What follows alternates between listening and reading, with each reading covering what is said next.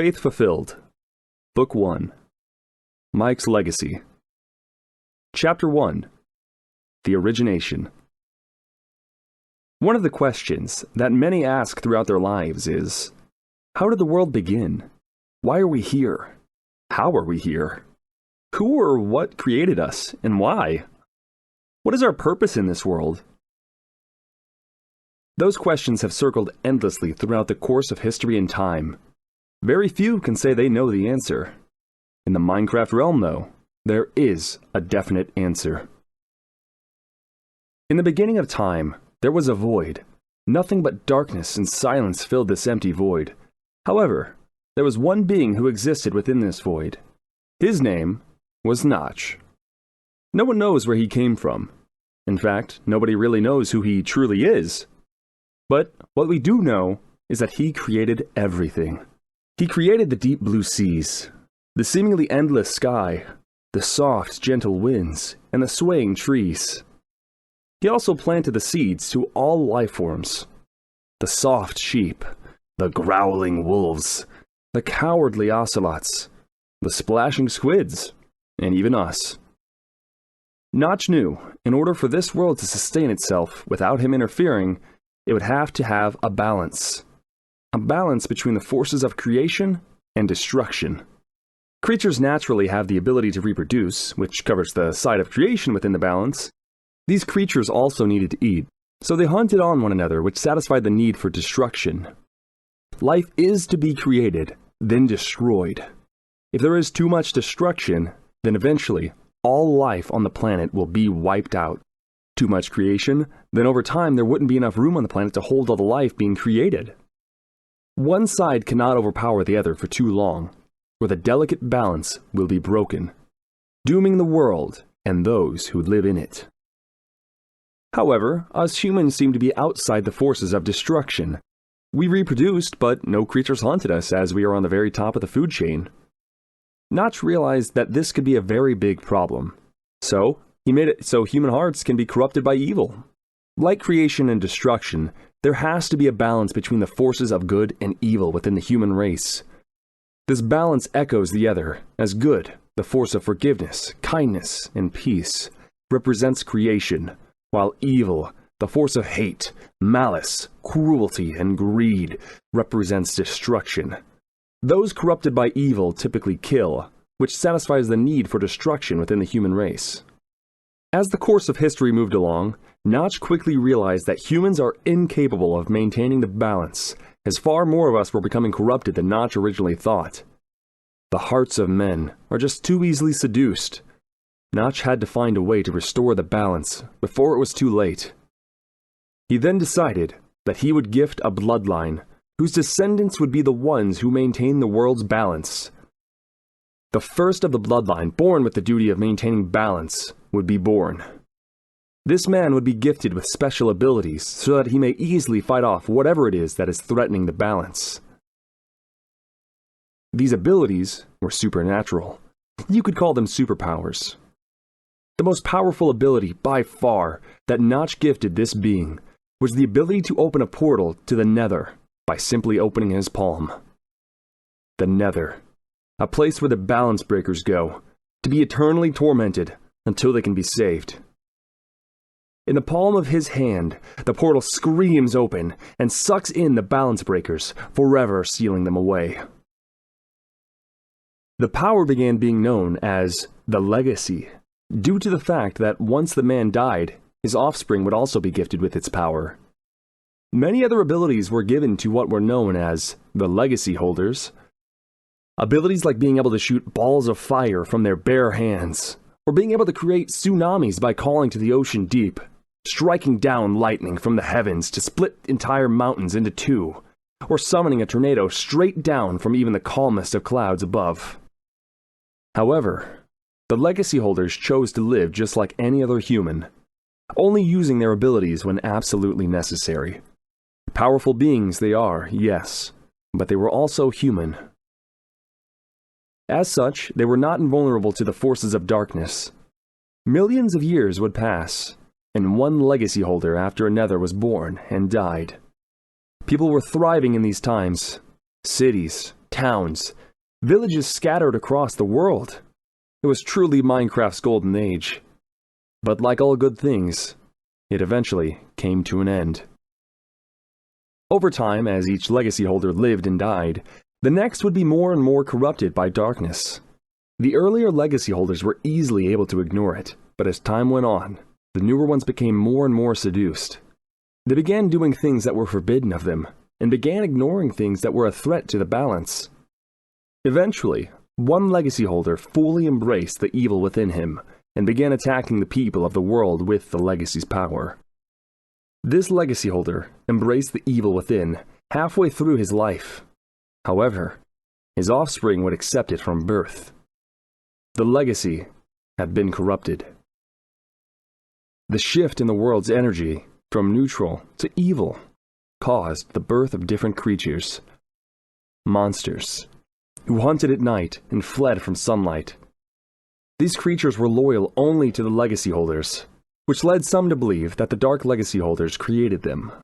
One by one, the free people of the world fell to the power of the legacy.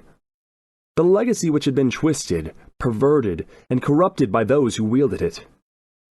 Many believed that Notch would step in and stop them before they themselves caused the balance to break.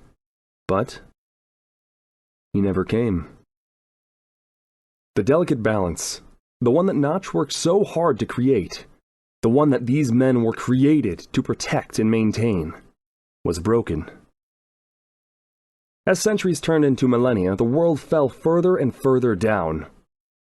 Life was being extinguished at rates beyond imagination. 500,000 years, the world was out of balance. Still some life was clinging on, but the cities, towns, and villages were destroyed. Towers collapsed, houses burned, windows shattered. A planet with civilization was replaced by just biomes. The biomes once filled with so much now had nothing but their natural inhabitants. Some small villages survived, but eventually they too will be obliterated. A new legacy holder is born, this one named Andrew. Andrew was born unusually powerful with the legacy. Unknown to his parents, he would grow up to be the most powerful legacy holder to have ever lived. That, and the most evil, and the most destructive. Andrew would lay waste to what was left of civilization. Andrew was far more evil than his forefathers. While those before him destroyed just to destroy, Andrew did it to inflict pain, to inflict fear, to suck the hope out of the innocent. Andrew's first victims were his own parents, the ones who taught him everything, the ones who gave him life. Andrew saw them as merely obstacles in his way. His forefathers would destroy life instantly, but he would draw out the process to inflict as much pain and fear as possible before stealing his victim's right to live. Andrew would eventually have an offspring of his own. 2 sons, Brian and Ray. They too were born powerful with the legacy. However, not nearly as much as their father. Brian and Ray would be trained by Andrew to use the legacy. For a short time, Andrew's assaults were ceased while he trained his sons. Brian, just like a machine following its programming, embraced the evil in his heart. Ray, however, wasn't as easy to be seduced. Andrew pushed for Ray to just embrace it and fulfill his destiny. The boys would grow in age and in power as their father watched with pride. As Ray grew, so did the conflict inside of him. "You have too much of your mother in your boy," Andrew would say to Ray. "The people of this world are weak. We are doing them a favor by exterminating their pathetic, useless lives." Ray would nod each time he would hear these words. Part of him wanted to believe it, but another screamed for him to abandon it. Ray was almost fully grown, and the conflict inside finally began to cease, as one side was beginning to overpower the other. The light inside had finally prevailed. Now redeemed, Ray tried to redeem his brother and father. "This is not the way," Ray said. "The people of this world are not weak, they are just not as strong as us. We should be living among them, not destroying them. Can't you see how twisted our ancestors have been? How twisted we are being? We're destroying this world. But we can still save it. There's still a chance. Andrew looked down on his son in disappointment. I always knew you'd be a failure, Andrew would say, with hate staining his blood-red eyes. You're weak, just like your mother. As such, you will join her in oblivion. Andrew reached out with his arms and grabbed his son by the neck. Ray pushed back with a blast of air, freeing himself from the deadly grasp. A long and bloody battle would begin. A battle between father and son. A battle between the forces of light and dark. The battle that would decide the fate of the planet. Both sides got their strikes in. However, Andrew was just far too powerful for Ray and was gaining on him. Ray knew this, and as such he diverted the battle into a rainy jungle, where there were plenty of places to hide. Andrew and Ray, with their inhuman strength, disintegrated vines and trees wherever they went. Andrew, with his unbelievable power and control over fire, burned everything in his sight, except for what he was aiming for. Ray continued to deflect the fire blasts in every direction to avoid being cooked alive. Andrew's attacks were beginning to become less and less accurate, as he was being blinded by pure rage. Ray noticed this chance and took it. He landed one final blow to his father, pushing him back miles into the trees behind. Ray then took off from the entire biome itself, out of sight. Andrew, regaining his posture, would search and search, but to no avail. Ray was long gone.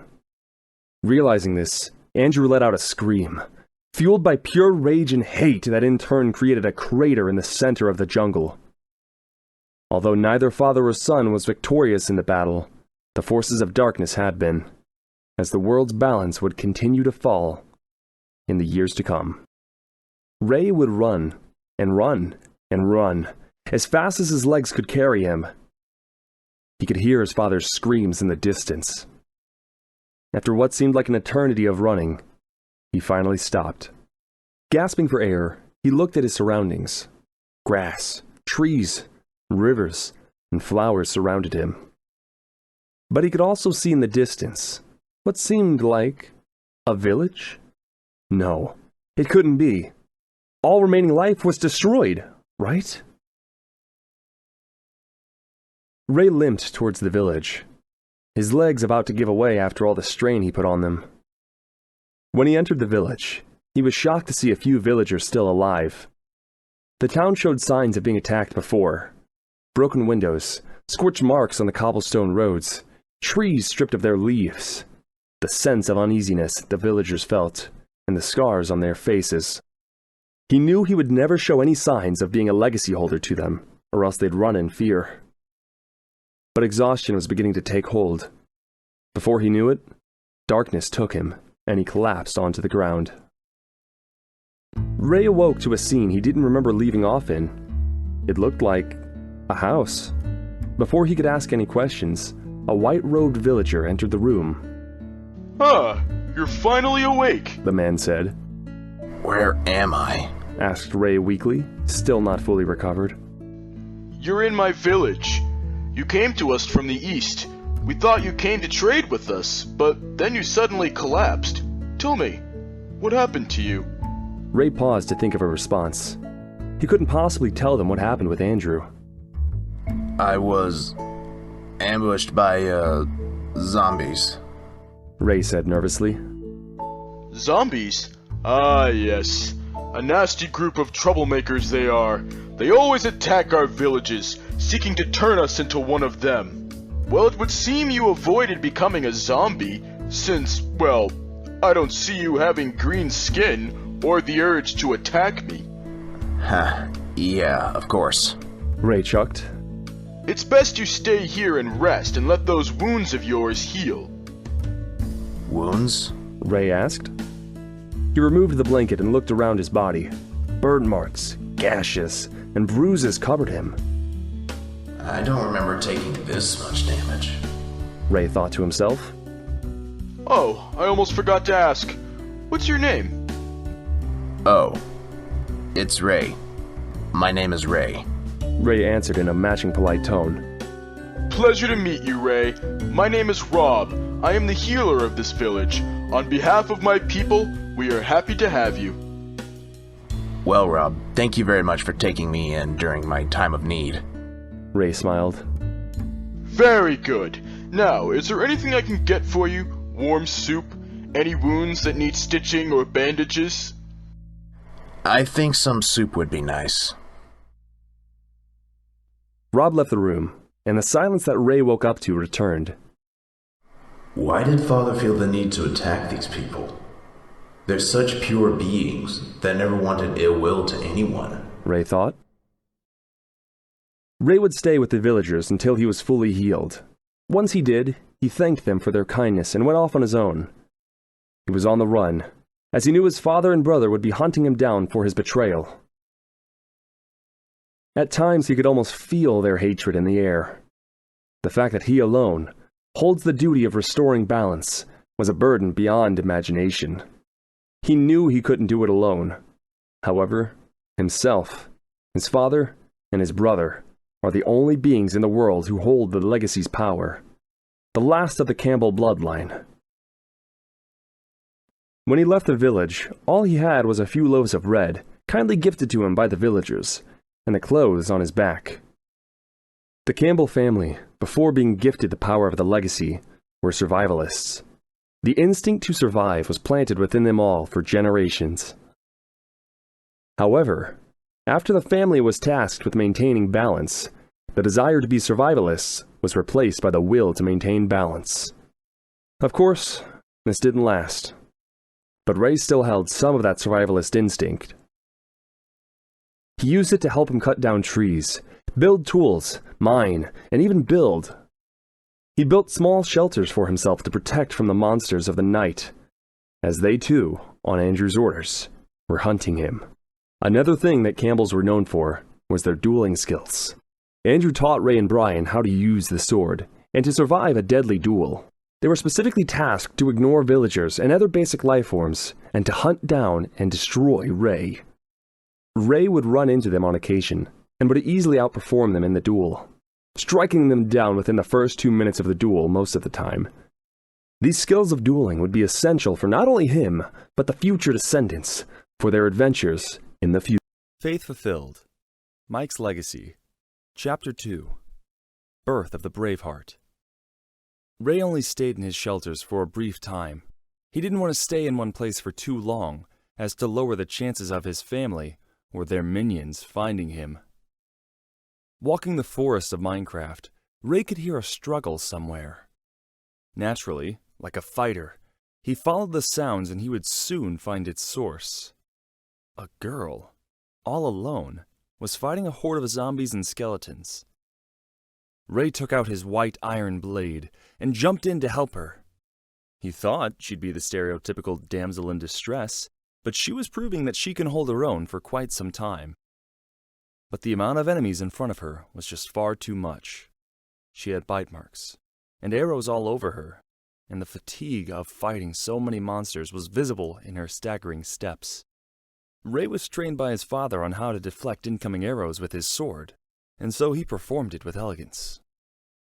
With each swing of his blade, more monsters fell. During a small lull of the fighting, he turns to the girl. You alright? Ray asked with concern.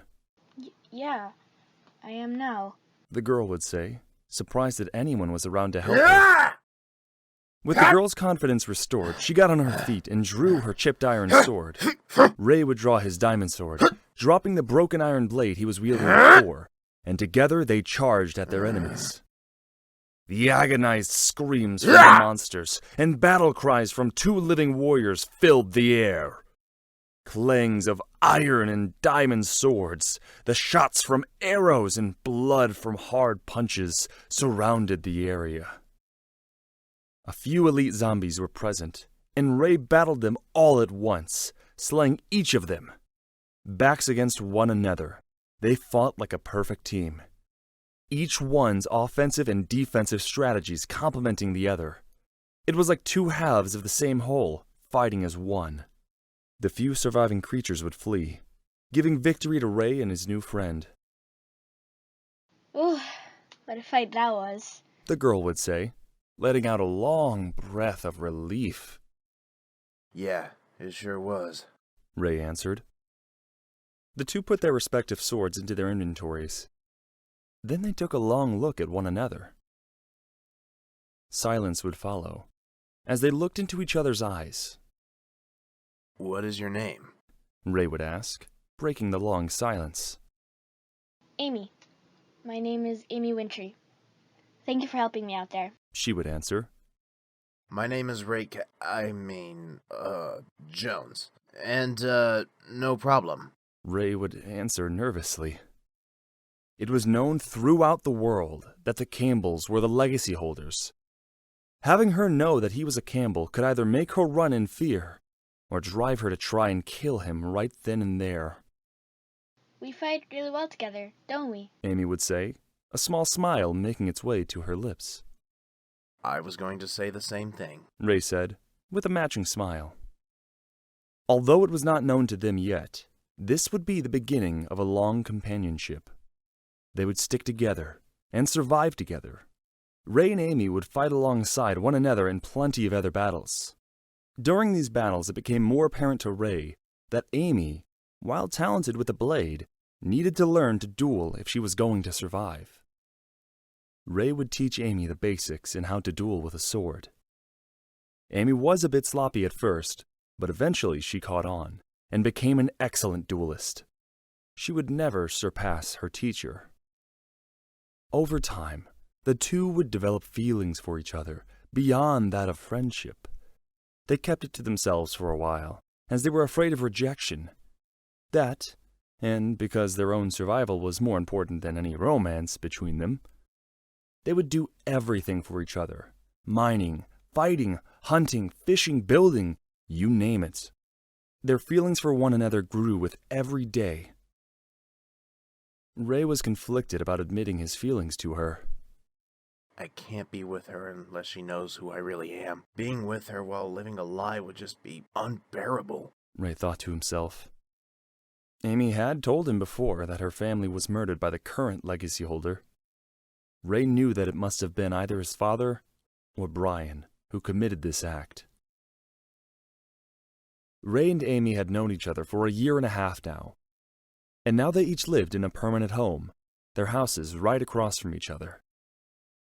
The houses were located in an area hidden with a tall forest, so that the legacy holders and their minions would have trouble finding them. The forest had its own decent-sized lake for fishing. This would be their food supply.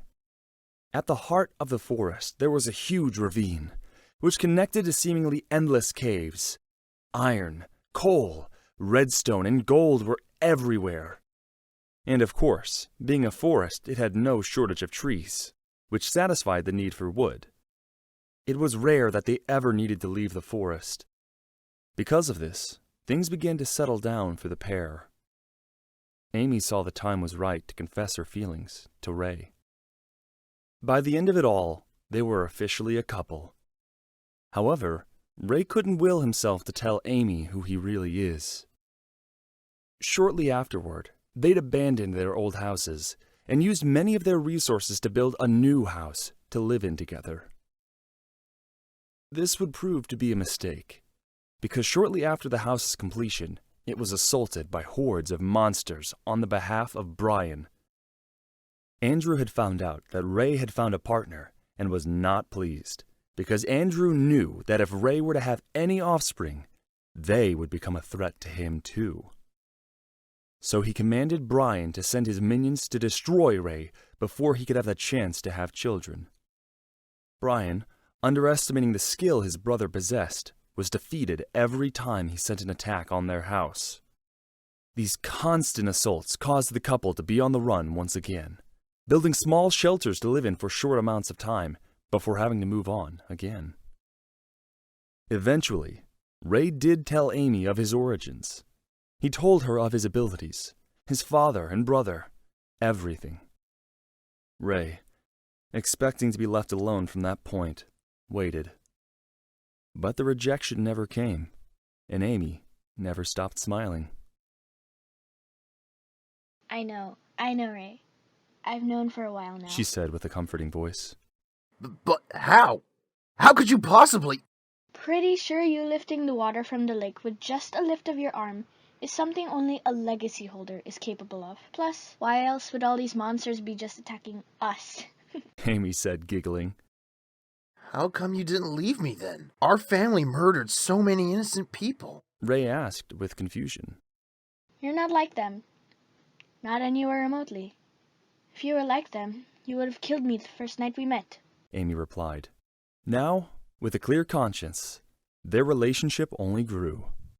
For years they continued to be hunted, and for years they continued to run. One day, on an unusually peaceful day, with no assault from monsters, no hurricane force storms, created by Andrew himself in an attempt to wipe them off the planet, unbeknownst to anyone on the planet, the seeds of hope and change were planted. Amy was pregnant. But not with just an ordinary child. This was the child that is destined to destroy the darkness looming in the legacy, redeem the Campbell name, and restore balance to the world. Andrew's worst fear had been realized. A child, given the gifts of the legacy, was born. This child, like Andrew, was born unusually strong with the legacy. Ray felt this child's extreme power almost immediately after his birth. At first, Ray had felt joy and hope for the future, imagining himself training the boy to use his power, envisioning a world of peace and order that his son had brought. These happy thoughts were soon to be put to rest, however, as more dark thoughts clouded his mind. The room darkened, but it was just midday. How could this be? Ray found himself in a black void with nothing but a figure in the distance. What is this? Did I fall asleep? Ray thought to himself. His natural curiosity drove him to get closer to the unmoving figure. As he got closer, he got a better look at who the figure was. Notch? No, that's impossible. I must be dreaming. Before he could say another word, the figure put his hand on Ray's head. Ray began being shown a variety of visions. His son, growing up into a man, turning into a warrior just like his father. But the positivity from these visions stopped there. Ray saw a young warrior, blinded by rage, attacking a scared girl. The same warrior, with the palms of his hands, shooting infernos of fire down into villages and towns below. The vision then turned to this man, kneeling down before... No, it couldn't be. Andrew? Now seeing the same warrior, with dual blades, striking down his own friends and family, this man showing no remorse for any of these horrible deeds. The figure took his hand off Ray's head, and the vision stopped. Ray looked on at the figure. Notch, what have you shown me? Ray said with a weak voice. The void began turning back into the room he had previously been in. The figure would slowly fade away as Ray would be brought back to reality. As he caught up with his breath, he began to think long and hard about what he had just seen. Ray looked down at his newly born son, but not with joy as most fathers do, but with fear. Fear of what he could become. Fear of what his child could bring upon the world. He couldn't live with himself, knowing he had created the world's own destruction. Ray would go to Amy with the scenario he had in mind of how much evil and how much destruction their own son could bring onto the world. He proposed that he must never be allowed to realize his powers. Amy reluctantly agreed that for the safety of the world, it had to be done. What started out with such promise would now end with tragedy. Ray would take his own son far away from his home. Ray would find a decent-sized village and decided to leave the boy with them. He instructed them to take care of him and to keep him from harm. Before the villagers could respond, Ray took one final look at his son, then turned and walked away. The child cried out loud, almost as if he knew he was being left behind. Faith Fulfilled. Mike's Legacy. Chapter 3. The First Clash. He will be coming soon, Ray said with a hint of fear in his voice. What do you mean? Who's coming? Said Amy, with concern. He must know by now that his army of monsters won't be enough to take us down. Brian will personally confront us. It's only a matter of time. Ray's prediction did eventually come true. As the sun rose over the horizon, and the winds blew over the ocean near the new shelter, Ray felt it in his bones that he was approaching. Grabbing Amy, Ray pulls her into a hug, holding her so tight that air began to leave her lungs. Pulling out of the hug, he looks into Amy's eyes. Listen to me very carefully, Amy. Brian is on his way as we speak. I want you to run as far away from here as you can. Understand? Ray said with a stern face. I'm not leaving you behind! Yelled Amy. You don't stand a chance against him. I know my brother inside and out, including his weaknesses. So just trust me. Now go! Ray yelled back. Dark clouds began emerging above in response to the massive dark energy emitting from below. Amy wanted to help him so very bad, but she knew that this was something she did not possess the strength to have any part in. So she ran as fast as her legs could carry her. Ray looked on in the distance, waiting for his brother to show himself. What a surprise, Said a voice in the distance sarcastically. Still a coward as always, I see. Ray clenched up as Brian showed himself through the bushes. Coward, you call me? You and Father always attack the weak and defenseless. That seems like cowardice to me. Ray said angrily. Well then, it's time to continue that pattern with you then. Brian said with a wicked smile on his face. Both brothers stood facing one another, waiting for the other to make the first move. A long pause would follow, until Brian would break it, saying, Tell me, did you really think you could save the boy? I don't know what you're talking about. Ray lied through his teeth. Brian's menacing smile would grow. You should be aware that Father is all-knowing. We know about your son. Brian said. I have no children. Your twisted nature has clouded your minds if you truly believe that. Ray said, again, lying through his teeth. Well, it doesn't really matter if you want to admit it to me or not. The boy was born with a strong connection to the legacy, but with a weak heart, just like his father. Brian said as he laughed. Ray said nothing.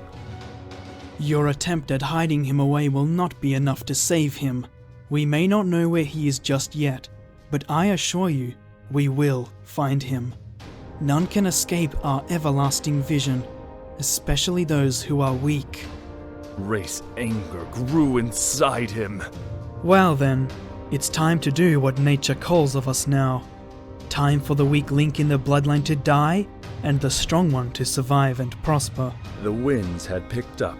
The dark clouds above rotated, and the oceans began to stir up. Two brothers who once trained together, who once did everything together, were now set to destroy each other. Brian drew his blade, a blade that has been used to slaughter countless innocents, stained in red. Ray drew his own, this one clean, shiny, and blue as the diamonds were when he mined them. The long silence finally broke when Ray let out a yell of anger and ran towards his brother. Ah! A clash of blades and legacy power showcased in the light of day that would go on until the dimness of sunset. Both fighters showed incredible display of power over their abilities. Brian chucking balls of fire like they were mere baseballs. Ray ripping rock and stone right out of the ground below and hurling them. Ray tried many times to seal Brian away to the nether by opening a portal with his hands. But Brian was prepared for this kind of offensive. and always had an object to throw inside the portal to close it. Surely Father taught you more than this! Brian said mockingly. I've learned enough. Ray replied, as he shot currents of water from the nearby ocean at his opponent, who was unfazed by it. While you were running like a coward for all these years, I've been training. While you got weaker and softer, I got stronger. I have become more powerful than you can possibly imagine, Ray. You are doomed to die here. Brian would say as they locked blades. Ray was a powerful legacy holder, but it was true. While he was running, he knew Andrew trained Brian harder and harder every day. Ray was going all out in this battle, not holding back one bit. Brian, on the other hand, was just toying with his opponent. With just one finger, Brian summoned mammoth-sized infernos, designed to swallow Ray whole. With just a single thought of mind, Brian ripped entire mine shafts right out of the caves they rested in, and threw them in all directions. Ray struggled to keep up with his insanely powerful foe. While the unbelievable display of power that Brian had was terrifying, what horrified Ray the most was that there was still one out there, even more powerful. The fact that Brian still kneeled down and called someone master. If this isn't even the fullest display of raw power that existed in the now corrupted legacy, or even in Brian himself, then how can there be hope for balance being restored? Brian, having the time of his life, continued ripping apart the lands around him and using it as ammo to throw. Ray was barely dodging each attack, taking small hits every time, but every small hit added up. They drew blades once again, as Brian, filled with rage for his brother's betrayal, slashed at Ray. We could have done so much together, but you let weakness take you. Now look at you, just as weak as these people that litter our world. Brian screamed. Brian slashed again, landing a devastating blow on Ray's eye. Blood dripped down from his face as he scrambled to get some distance. Ray had to do something quickly before Brian lands a fatal blow. He knew he wasn't strong enough to kill Brian, so he had to temporarily subdue him. But how? Their long battle had traveled far across the lands, leaving destruction wherever they went. They now found themselves approaching a large ravine filled with boiling lava. This was his chance. Ray directed Brian closer to the ravine and threw a gust of wind in Brian's direction, pushing him away for a brief time. All the time Ray needed to control the lava. Ray reached deep within the planet and summoned as much hot lava as he possibly could with the little time he had. When Brian got close enough, Ray pushed all the lava up to the surface. The ground cracked and shook as the lava made its way up, as a great wall of fire separated the two brothers.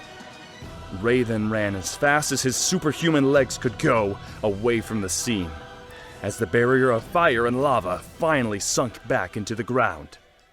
Brian looked in all directions for his fleeing brother.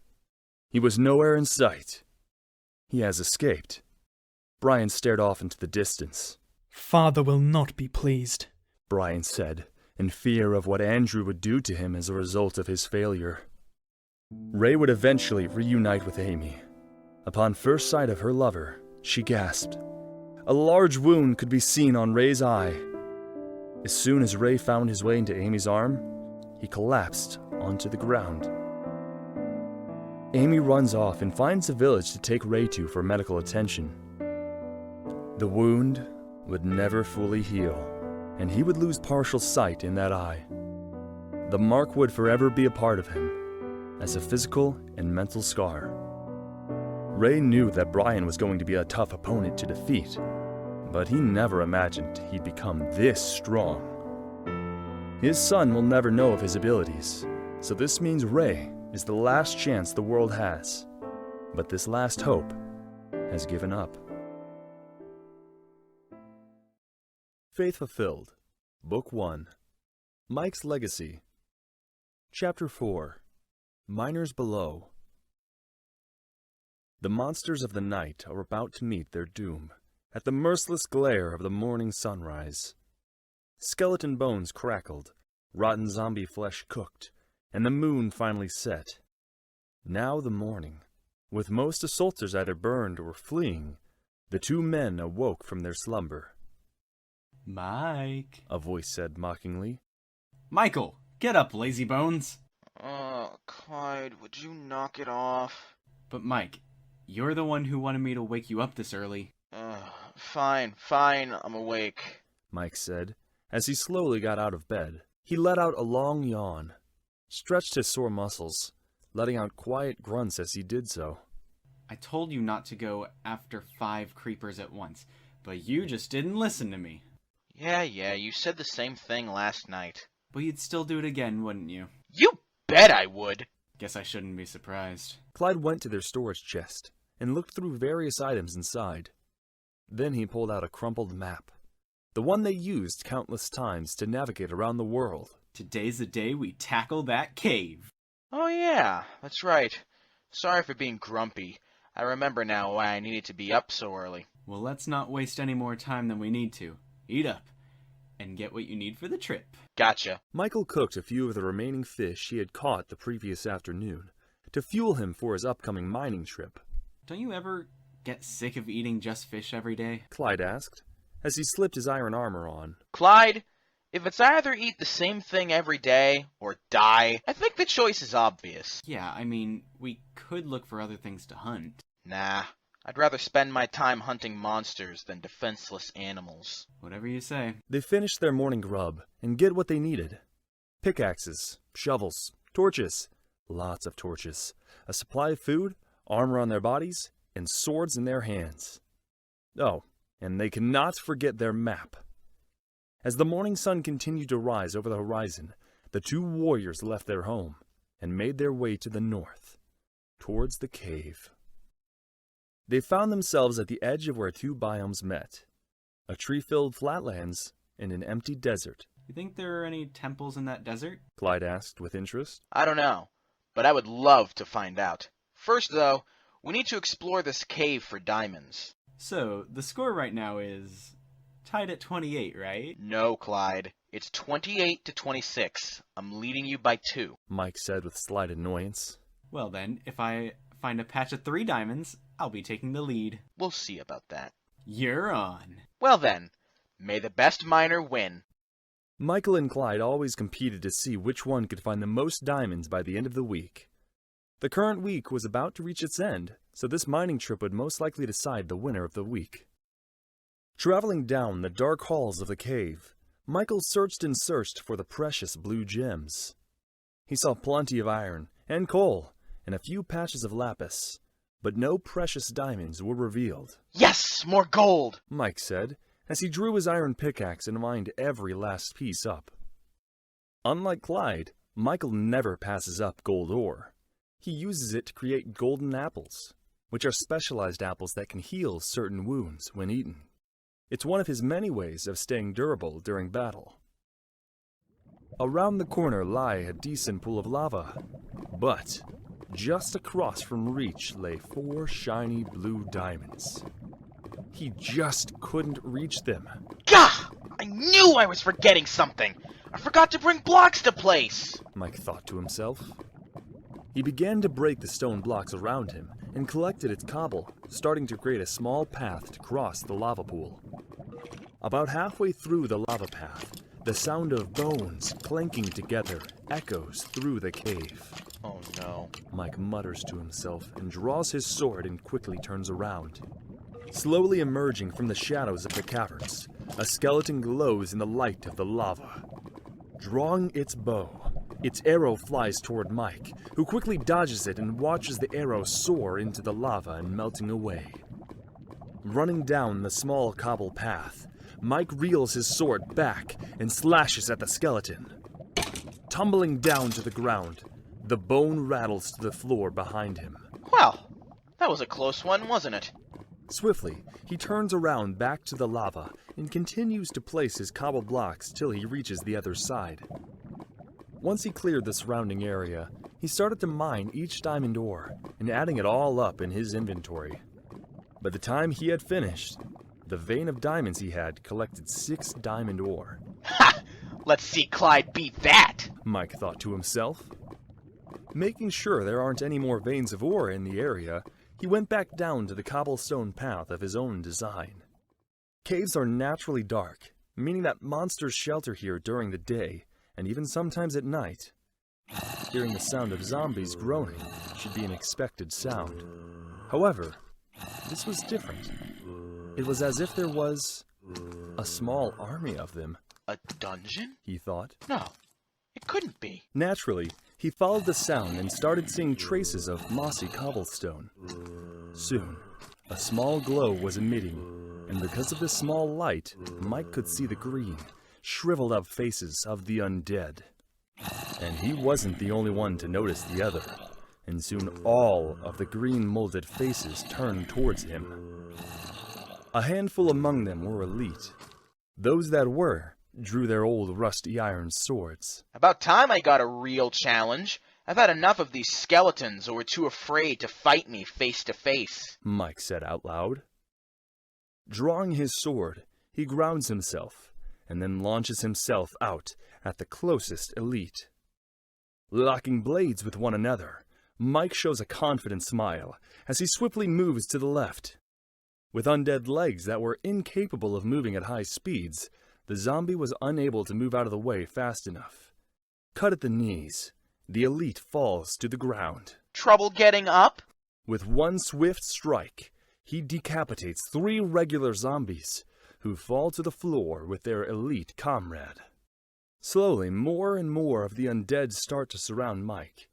He quickly takes his blade and spins in a quick circle, and all of the undead surrounding him fall to the floor. Stop hogging all the fun for yourself, will ya? A voice calls out in the distance. About time you showed up. What were you doing? Taking a nap with the creeper? Hey, that was one time, and it wasn't even my fault. Yeah, keep your head in the here and now. As Clyde comes into the cave further and fights his way toward Mike until they are back to back, fighting off the horde. So how we doing? Same as always. That bad, huh? Clyde smirked. Mike brings his sword up and knocks down another zombie coming up next to Clyde. Watch your 6 instead of trying to antagonize me. Mike sarcastically states back before going back to fighting his side of the horde. The fighting seemed to go on for hours, and Mike and Clyde held their own. But the horde just seemed to keep growing. Oh, for Notch's sake. I forgot we have to target the spawner. Clyde said, feeling stupid. Taking down another zombie, he starts to go toward the spawner, not being able to notice the elite sneaking up after him. Clyde, watch out! Mike yells. Clyde turns around and screams, and falls back as he sees a blade aimed at his face. Mike hurls his sword at the zombie, hovering over his best friend, and watches him fall over to the side. He runs up to his friend, punching a few zombies out of the way. Thanks, Mike. Clyde says sheepishly. So that's how many times I've saved your skin now? Just shut up and help me up. Reaching down, Mike pulls Clyde up to a standing position. You get the spawner and I'll cover you, Mike says, picking up his sword again. Got it. Clyde runs back toward the glowing cage and starts to hack away at it with his iron pickaxe. The cage breaks into several hundreds of bits onto the floor. The 2 warriors successfully finish off the remainder of zombies in the room. Clyde, grasping for breath, out of shock, says, Next time we run into a situation like that, can we not bicker? Sorry, bud. You started it. Whatever. Now let's see what reward we get for all that trouble. Clyde walks over to one of the 2 chests in the dungeon and opens it with excitement. You gotta be kidding me. What? Did you find another chest filled with string? Worse. Saddles. Oh, fun. And we never even use horses. Clyde slowly walks over to the second and final chest. For the record, if I find diamonds in this next chest, they count to my score. Hey, now wait a minute! Oh wait, you don't get diamonds in dungeons, do you? Oh yeah, you're right. If there's iron in there, take it. We can use it to repair our armor. Right. Opening the second chest, Clyde pulls out 2 bars of iron, 3 strings, and an empty bucket. Great, this dungeon was a waste. Clyde mutters, slamming the chest shut. Oh, come now, Clyde. Every iron ingot counts. You sound like a wise old man living alone in the plains. No, it's just unlike you, I look for the positivity in certain things. Plus, who doesn't like slashing zombies' heads off? Me. You aren't fooling anyone. You love knocking down zombies just as much as I do. Mike replied. So anyway, what's your final score for today, huh? Clyde asked with anticipation. What's yours? Not fair, I asked first. Fine. I got 6. Funny, 'cause you can't watch your 6. 3. Sorry, what? I got 3. I'm not sure I caught what you said. You know what I said, you blockhead. Whoa! You kiss your mother with that mouth? Anyways, that makes the final score for the week, 34 to 29. Looks like I win. Whatever. I'll win next week. Clyde says, wiping off some dirt that had gotten on his face. Let's head on home. Starting back out of the cave, with Clyde closely behind. Oh, come now. Are you serious? 3 bloody emeralds for a stupid leather chest plate. You people are scammers, you know that? Clyde yelled at the villager. The villager just stared blankly at him. Give him a break. Big-nosed folk gotta stick together. Shut up! I told you my nose isn't that big. Whatever helps you sleep at night. Mike jokes and continues to walk around the village, leaving Clyde to try and bargain for a leather chest plate. Hey, didn't see you in town the other day. Off on another adventure? I guess you could say it was an adventure. Had to save Clyde's wretched behind again, though. Mike says, turning to the voice. He turns to see Isabella sitting on cobble steps, wearing her traditional flower crown and oversized sweater. She seems to never run out of flower crowns and sweaters. That makes 37 times, right? Nope, 40. Isabella lets out a small giggle. You guys are both always getting into trouble. It's honestly part of our lifestyle at this point. At least it's always changing. My lifestyle is always the same old, same old. You could always join us. No, I couldn't. Those disgusting things coming at me all the time? No, thank you. Plus, I wouldn't want to become a second Clyde for you to save. I heard that.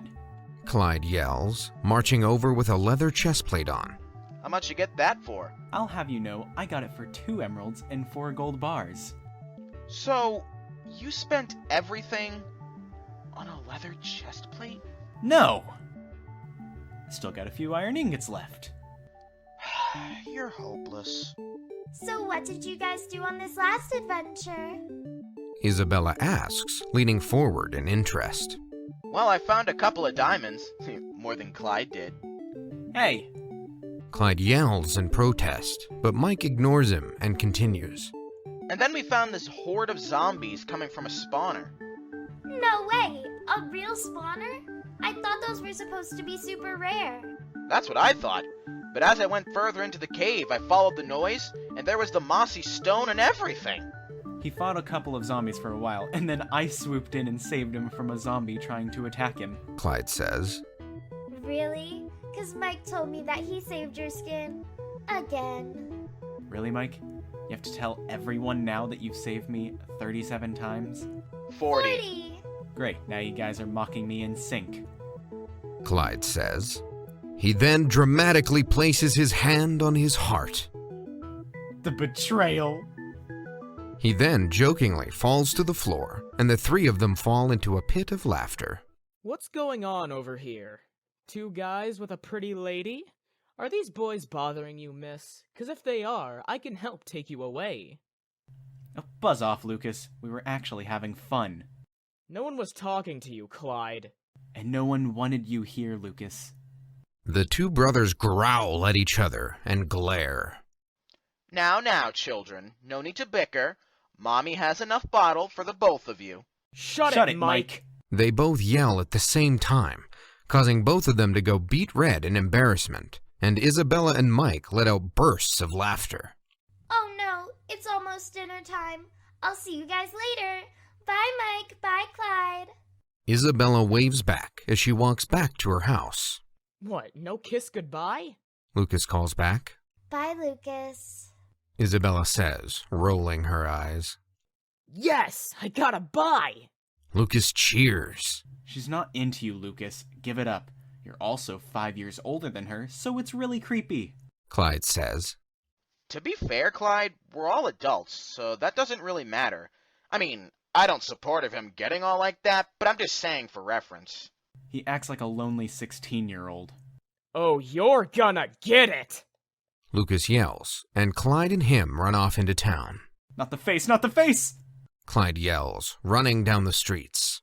Mike lets out a small chuckle and a breath he didn't even realize he was holding in. He stands near the edge of town and leans against the well and stares out at the setting sun.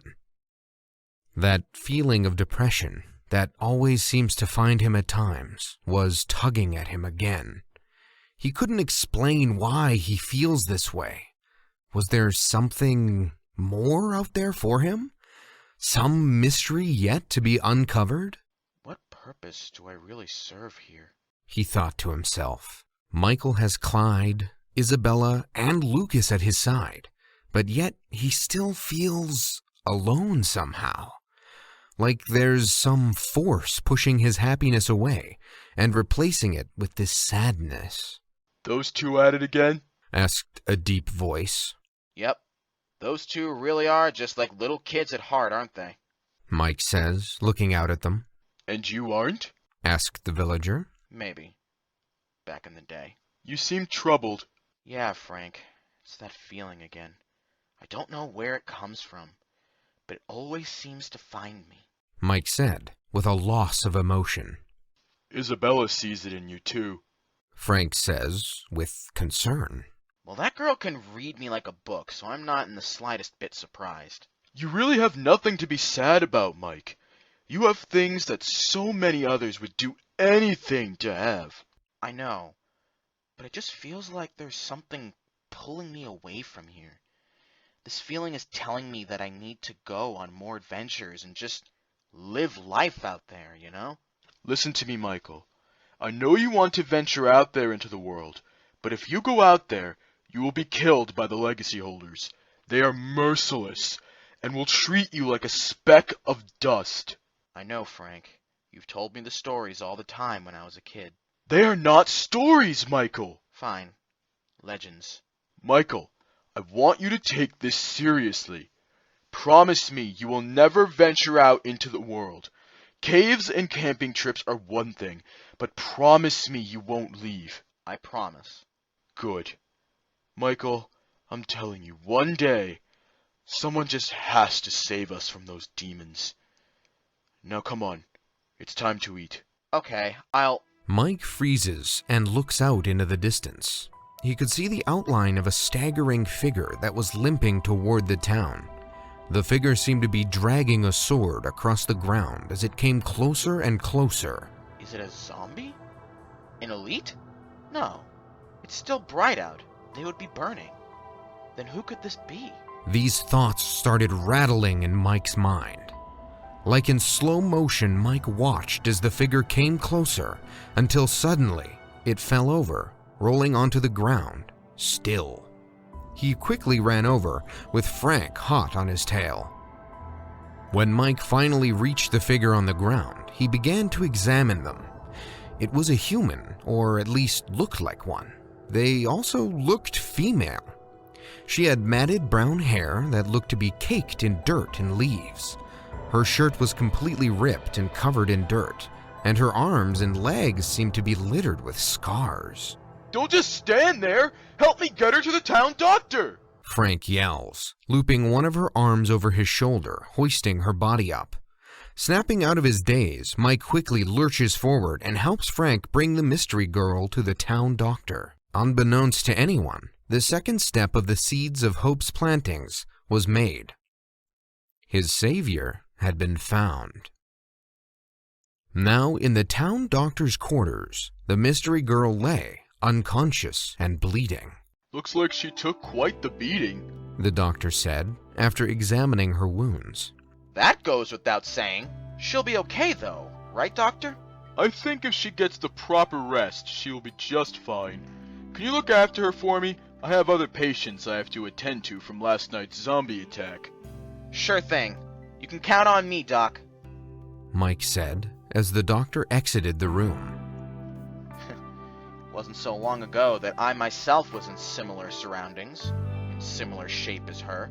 Either she strayed too far from home, or she's just like me, craving adventure and excitement. I do hope it's the second one. Mike thought to himself. The girl's eyes began to open. As they did, she let out a long groan. Her eyes snapped open, realizing she wasn't in the place she remembered. Hey, settle down. You're all right. She turned to face the voice that spoke to her. Where am I? You're in the medical facility of a small village. We saw you walking this way, but before you could make it, you collapsed on the ground. Myself and another helpful villager carried you here to be examined by the town doctor. Thank you for your kindness, but I need to head out now. She says, starting to get out of the bed and limping weakly toward the door. Whoa, wait a second, miss. I was instructed by the doctor to keep watch on you, so I'm afraid you can't leave just yet. Mike said as he blocked the exit. And why not? He said you need to have the proper rest if your injuries are going to properly heal. Trust me, I know how painful it is to try and keep fighting without letting my wounds heal. It's no fun. Mike said, continuing to block the doorway. The girl took a long look at Michael, up and down. You're an adventurer, aren't you? What? How did you know? You've just met me. I see it in your eyes. Those eyes of yours have seen many things. Well, you're not wrong. They certainly have. Mike said, almost with a bit of confidence. Michael, I don't know why you're leaning on my wooden door, but unless you want to push it out of the frame, I suggest you move aside so I can come in. A voice said from the outside. Oops, sorry, my bad. Mike said as he moved out of the way. The doctor entered the room and took a look around. She didn't damage anything, did she? No. I'm gonna have to ask you to lie down, miss. I would like to examine your wounds to see how well they've healed so far. You aren't putting your hands on me. The girl yelled in defense. Relax, miss. I know you're a bit ruffled at the moment, but this guy's a professional. You have my word. He will do you no harm. Michael said from the corner of the room. Slowly, the girl sits down on the bed and lets the doctor examine her arms and legs. So, do you have a name, or do I just keep calling you miss? Mike breaks the silence in the room. The girl just stares head-on, ignoring him. The doctor turns around to reach for more bandages, and that's when suddenly she is up and running towards the door. Wait! Stop! The doctor yells, trying to gain his balance from the sudden movements. Mike runs after her, and the two of them are out in the fields in less than a minute. The girl sprints fast, but in her condition, she couldn't outrun Mike. Knowing this, she heads towards the tree line. You aren't going to make it far in that condition! Mike yells, still running after her. Just come back before you get an infection! Mike follows after her into the trees and is having to dodge low branches and weave around trunks, but he makes sure not to lose sight of the injured mystery girl. Finally, the girl suddenly stops, and Mike slows down to a slow jog as the girl kneels down at a lake. I thought you would never stop. Well, I can't run across water, so... Slippery one you may be, but not slippery enough for that. Now let's head back to the village. The sun is almost set and the monsters are going to start coming out. Fine. Mike stands up and puts his hand out, but the girl ignores it and stands on her own and starts down the path that they just ran from. The sun rose on the small town. Creatures of the night fled and burned at the merciless glare of the sun. Man, I wish I could have gotten into some of that action. Mike thought to himself. The girl, still fast asleep, tossed and turned in the doctor's bed. Who's the babe? Said a voice from behind. Gah! What the heck, Lucas? When did you get here? Just now. You finally get yourself a girlfriend? Very funny. Me and Frank found her collapsed on the ground yesterday, so we took her in for her to heal. She's quite the smoke show, isn't she? Lucas said, staring at her sleeping form. Get out. Oh, come on, Michael. Get out. Not saying a word, Lucas left the room. It's a wonder how those two are related. Michael said, putting a hand to his forehead in disgust. Mike turned to look at the bed in which the girl laid, to find her sitting upright and staring directly at him. When did you wake up? I'd say right about when you yelled.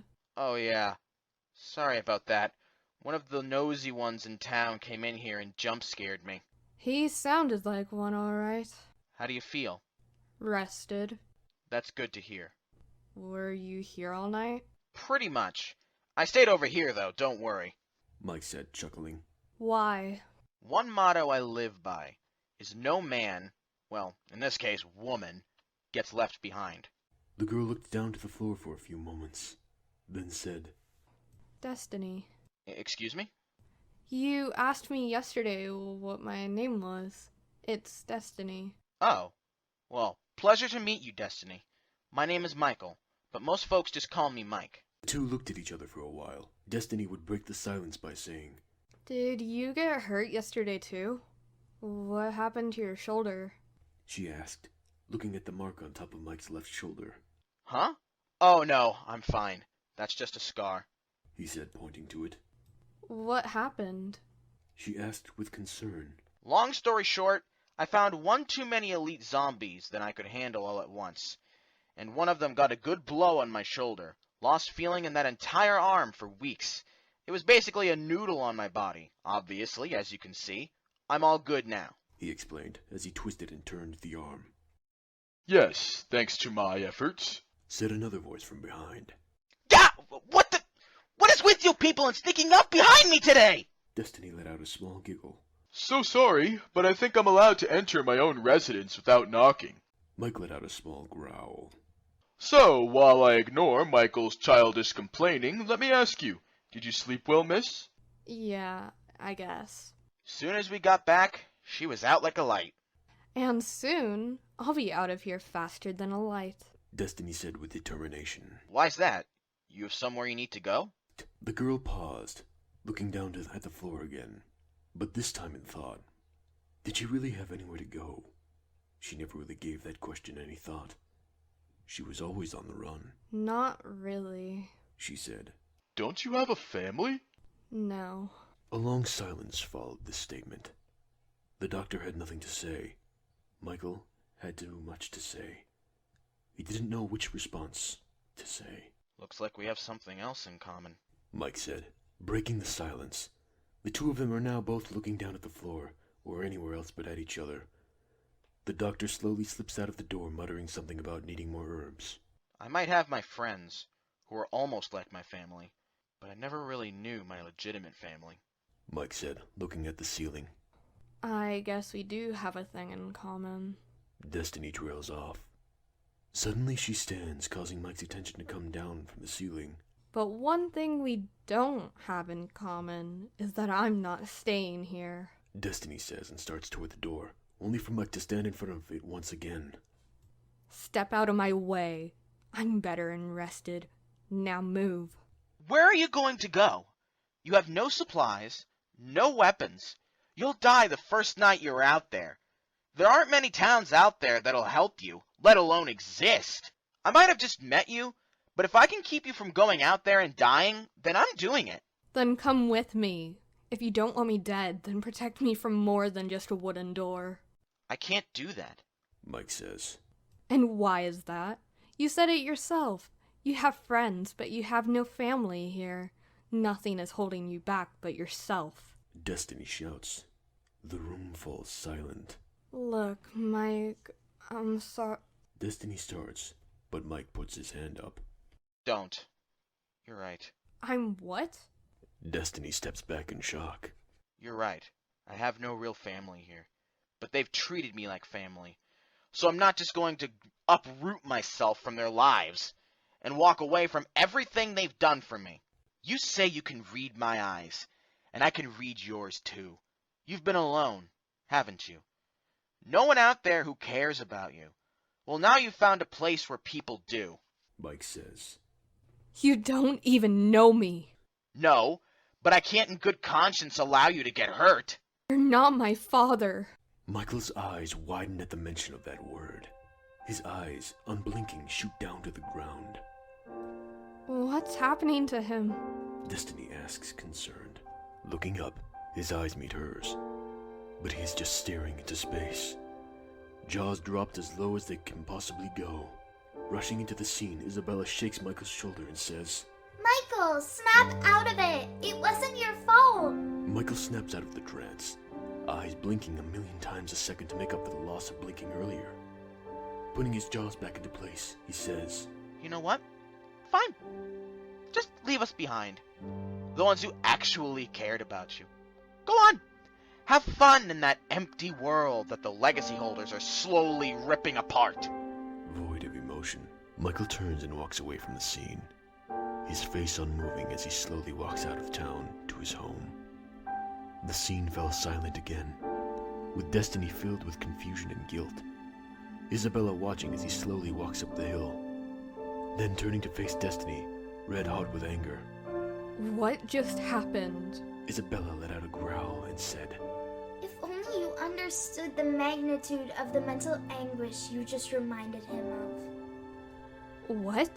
All he wanted to do was help you. Isabella took one last glare at Destiny, then turned and ran in the direction Mike had left from. Destiny stood alone to dwell on what had just happened. Isabella would walk into Michael and Clyde's house to find Michael banging away at his anvil, repairing his iron chestplate. The clangs of metal could be heard before she even walked in. His eyes fixed on the task at hand, but the clangs he put forth were fueled by rage. It wasn't your fault at all. Isabella said as he clanged away. Michael ceased his repetitive motions, took a long breath, and said, You weren't there. You don't know. But I know what went down. You can't even begin to understand. If I hadn't have taken him with me, he'd still be with us now. He wanted to go with you. He wanted to do everything with you. I could have told him to stay behind. I could have had him stay safe until the morning. I could have saved him. But instead, I got him killed. Michael would say as his bloodshot eyes would begin to water. Mike. Just go. I need some time for myself. But... Please, just go. She wanted to comfort him so bad, but she just did as he wished and left him behind. It was as he said he wanted, but he really did want to be comforted. However, in his eyes, it isn't the warrior way to show weakness. The moon rose over the darkened world. A figure, dressed in black, enters a hidden castle. The figure walks through the halls and into a small room, where a middle-aged man was waiting. Have you located him? The man asked. The hooded figure kneeled on their knees and said, Yes, master. The figure removed its hood to reveal a young woman, showing physical signs of being overworked and exhausted. Very good, Ebony. I will report this to my father at once. Brian. Oh, excuse me. I mean, master. When will I be allowed to put this sad dog out of his misery? That will be unnecessary, Ebony. To have him be broken inside is just what father wanted. Brian said as a grin appeared on his face. I understand, master. Hunt down this new enemy and bring him to me alive. As for his companions, if they will not serve our purpose, eliminate them along with any surviving villagers who had helped them. This is my father's command. And so it will be done. Clyde grunts as he collapses to the ground. He finds a stick pointing to his neck. Your form is still sloppy. Let's try this again. Mike said. Clyde got up to his feet and grabbed his wooden stick. Remember, precise and elegant swipes. Mike instructed, waving his fake sword above Clyde to signify his battle stance. Clyde nodded and proceeded to do the same stance. Michael attacked first, swiping the stick towards Clyde's legs. He blocks it and aims for Michael's face. Michael dodges and attacks with ease. Someone's ambitious today. Mike teased. I don't know why you still train me. The only enemies we face who still hold swords are elite zombies. They're too inexperienced to do us any damage. Even still, I can't stand to see you perform so poorly, as you did in the dungeon when I had to save your skin again. Mike said, as he swung around and went for Clyde's arm. Clyde barely blocked the attack in time. Never get distracted in battle, Mike said. The two men continued their practice duel. Using his surroundings to his advantage, Clyde jumped up into the trees and hid himself among the leaves. Michael stood motionless, trying to listen for Clyde's movements. Clyde carefully maneuvered himself through the leaves, trying to get a good angle on where to strike from. Once he had it, he jumped down, letting gravity carry him to his opponent. Clyde swung around and went for Michael's neck and made contact. Got ya. And I got you, Mike said, as Clyde noticed a stick jabbing into his stomach. Ugh, tied again? There's no such thing as a tie in a duel of blades. You win, you survive. You lose, you die. Clyde let out a sigh. You're getting better. At least you don't scream every time you charge anymore. Yeah, after the run-in with that army of creepers, I think I'll save the battle cries for deaf opponents. Well, I think that should do for training today. Shall we head to the village to get a bite to eat? I thought you were gonna make fish stew. I was, but somebody ate all our fish. Oh, yeah. Sorry about that. They made their way down to Isabella's village with empty stomachs, bickering with one another the whole way down. Farther away from the village lay a stronghold, underneath the planet's surface, home to two warriors clouded in dark energy. Twins from birth, yet separated by one heart that is pure, and the other conflicted. You're back, Said a shy voice. Kyle, we have work to do, Said Ebony as she walked in through the doors. What has he asked of us this time? The son has been found. He wants us to find him, destroy his friends, and bring him to the castle. Ebony explained to her brother. Is he the legacy holder? Yes, but he doesn't even know it himself, so he has no abilities to use. However, he is extremely talented with the blade, so I will need your help to take him down. Oh, okay. Get your robes and whatever you'll need. It's going to be a long trip. Back at the village, the two miners were still bickering with one another on who had the best performance on the previous hunt. Are you seriously still trying to debate this? Yes, you know just as well as I that I had more than you. Not from what I saw in the difference of bones in our respective chests. You stole some from me, you blockhead. Easy with the profanity, Frank said, carving his steak. Honestly, you two are like children. Isabella said from the opposite end of the table. Does that make you our mom? Clyde, no. Isabella and Frank simultaneously facepalm. So what new resources did you dig out from that dusty old mine shaft?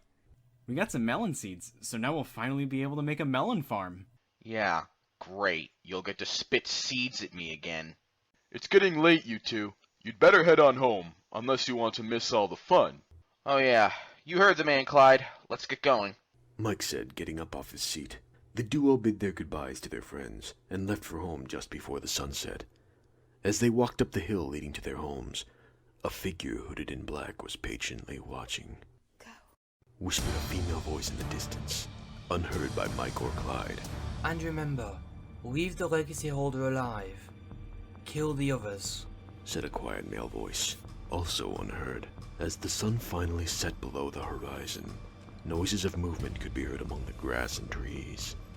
Michael put his hand in front of Clyde and said, We're not alone. What do you mean? What do you think I mean? There's someone here watching us. The sounds of movement continued, but they seemed to be coming from every direction. Coming from trees, the grass, and even from the small nearby lakes and rivers.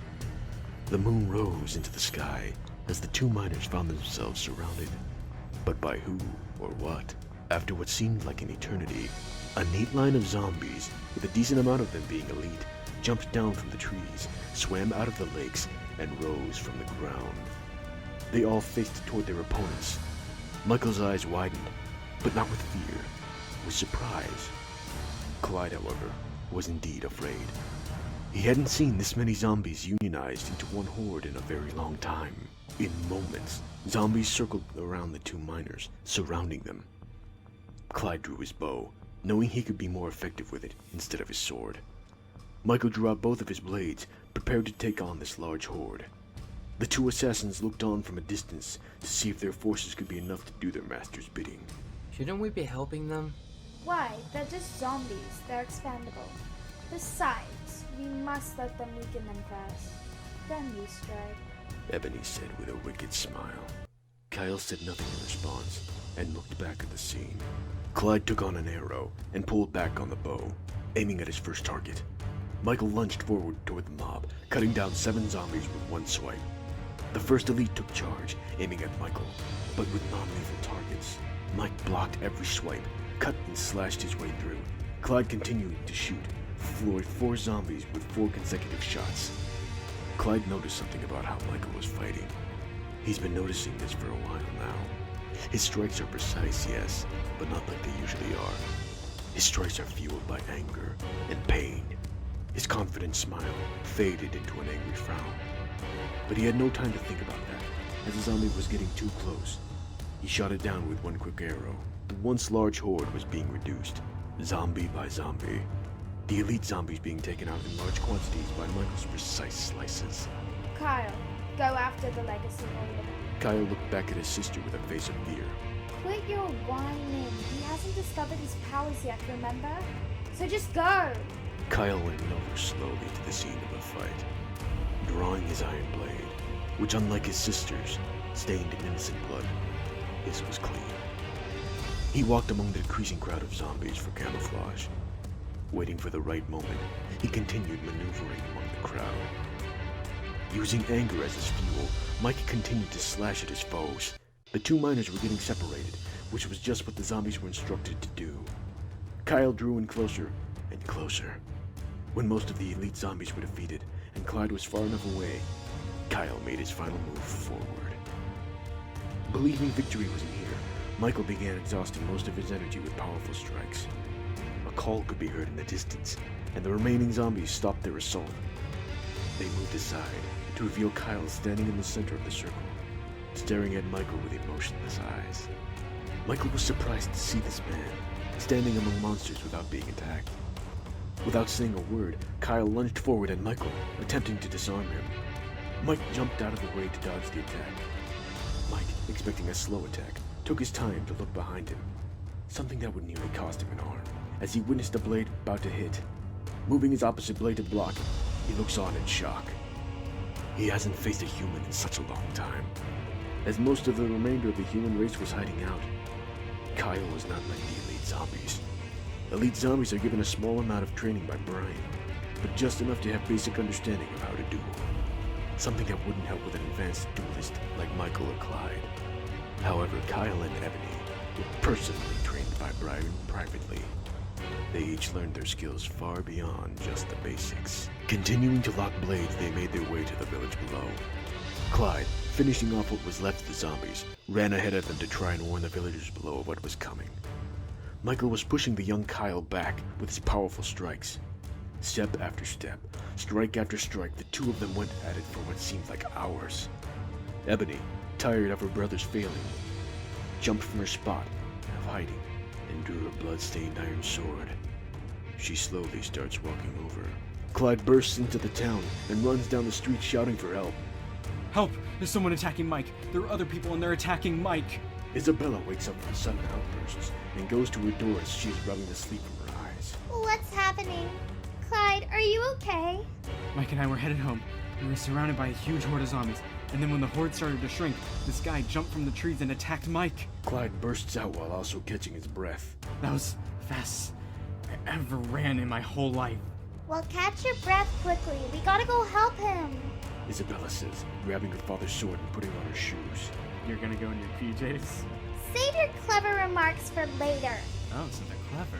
Clyde! As the 2 of them start their sprint out of the village, both Mike and Kyle start to slow down their fighting. Who are you? Mike yells as he blocks another strike. Kyle ignores him and aims a swipe at Mike's legs. Quickly dodging it, Mike tries to hit the hilt of Kyle's blade to knock it out of his hand. Why are you attacking me? Mike tries to question again. Kyle goes for a strike at Mike's arm, but is blocked again. This time when Mike goes for Kyle's hilt, it flies out of his hand and onto the ground. Mike then reaches forward and shoves Kyle to the ground. Answer me! Why are you attacking us? Mike yelled, putting the blade close to his face. Kyle stares up at him. His face showed anger, but Mike could see the terror and conflict in his eyes. As Mike was distracted, Ebony starts to raise her sword to attack him. In his side vision, he saw it, but before he could react, an arrow zips in front of his face and into Ebony's shoulder.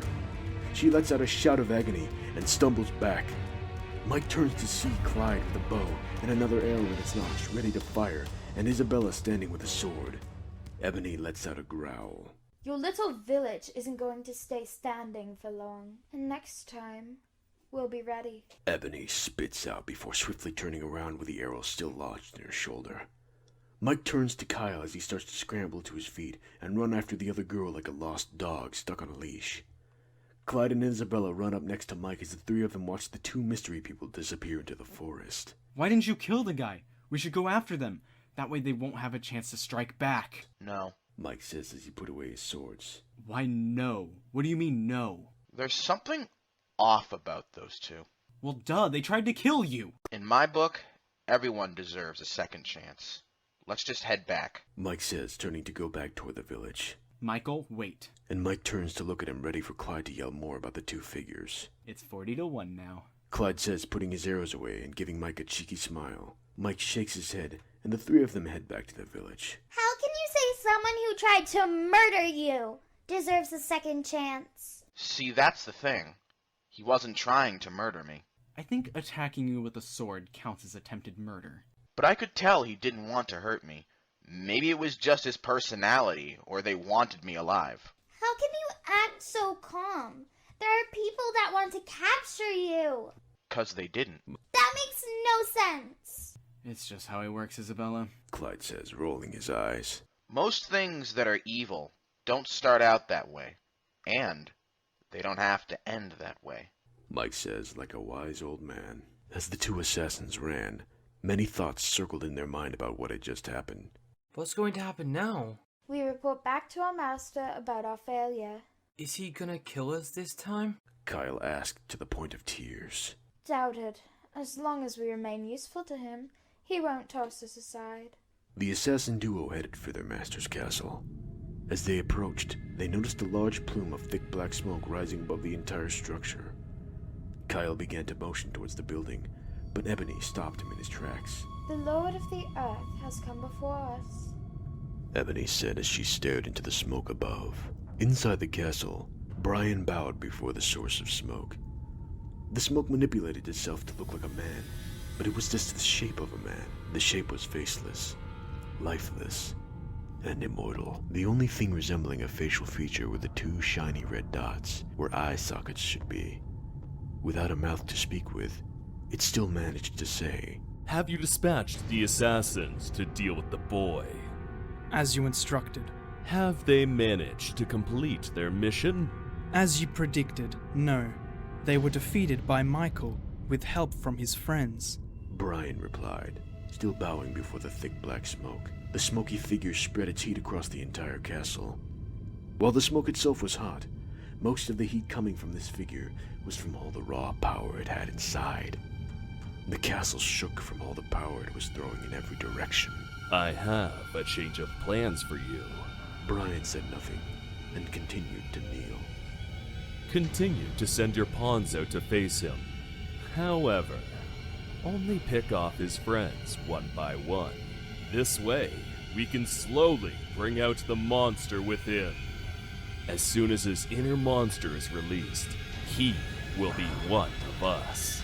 Brian looked up to the heated smoke and said, As you wish, Father. Faith Fulfilled, Book 1, Mike's Legacy, Chapter 8. Destiny wandered through the empty forests, still with guilt clogging her heart. She knew only of one person that she could trust, to guide her in the right decision. A wise man, who seemed to always have the answers. As she walked towards her destination, she continued to think about what had happened a few days prior. What did I do to upset him so much? All I said was he wasn't my father. She thought to herself. She was thinking so deeply that she almost walked straight into a ravine. After putting her fist toward the ravine, she kept on moving. After an hour of walking, she finally reached her journey's end. A small home, but still big enough to hold multiple people. She walked to the door and made a couple of soft knocks.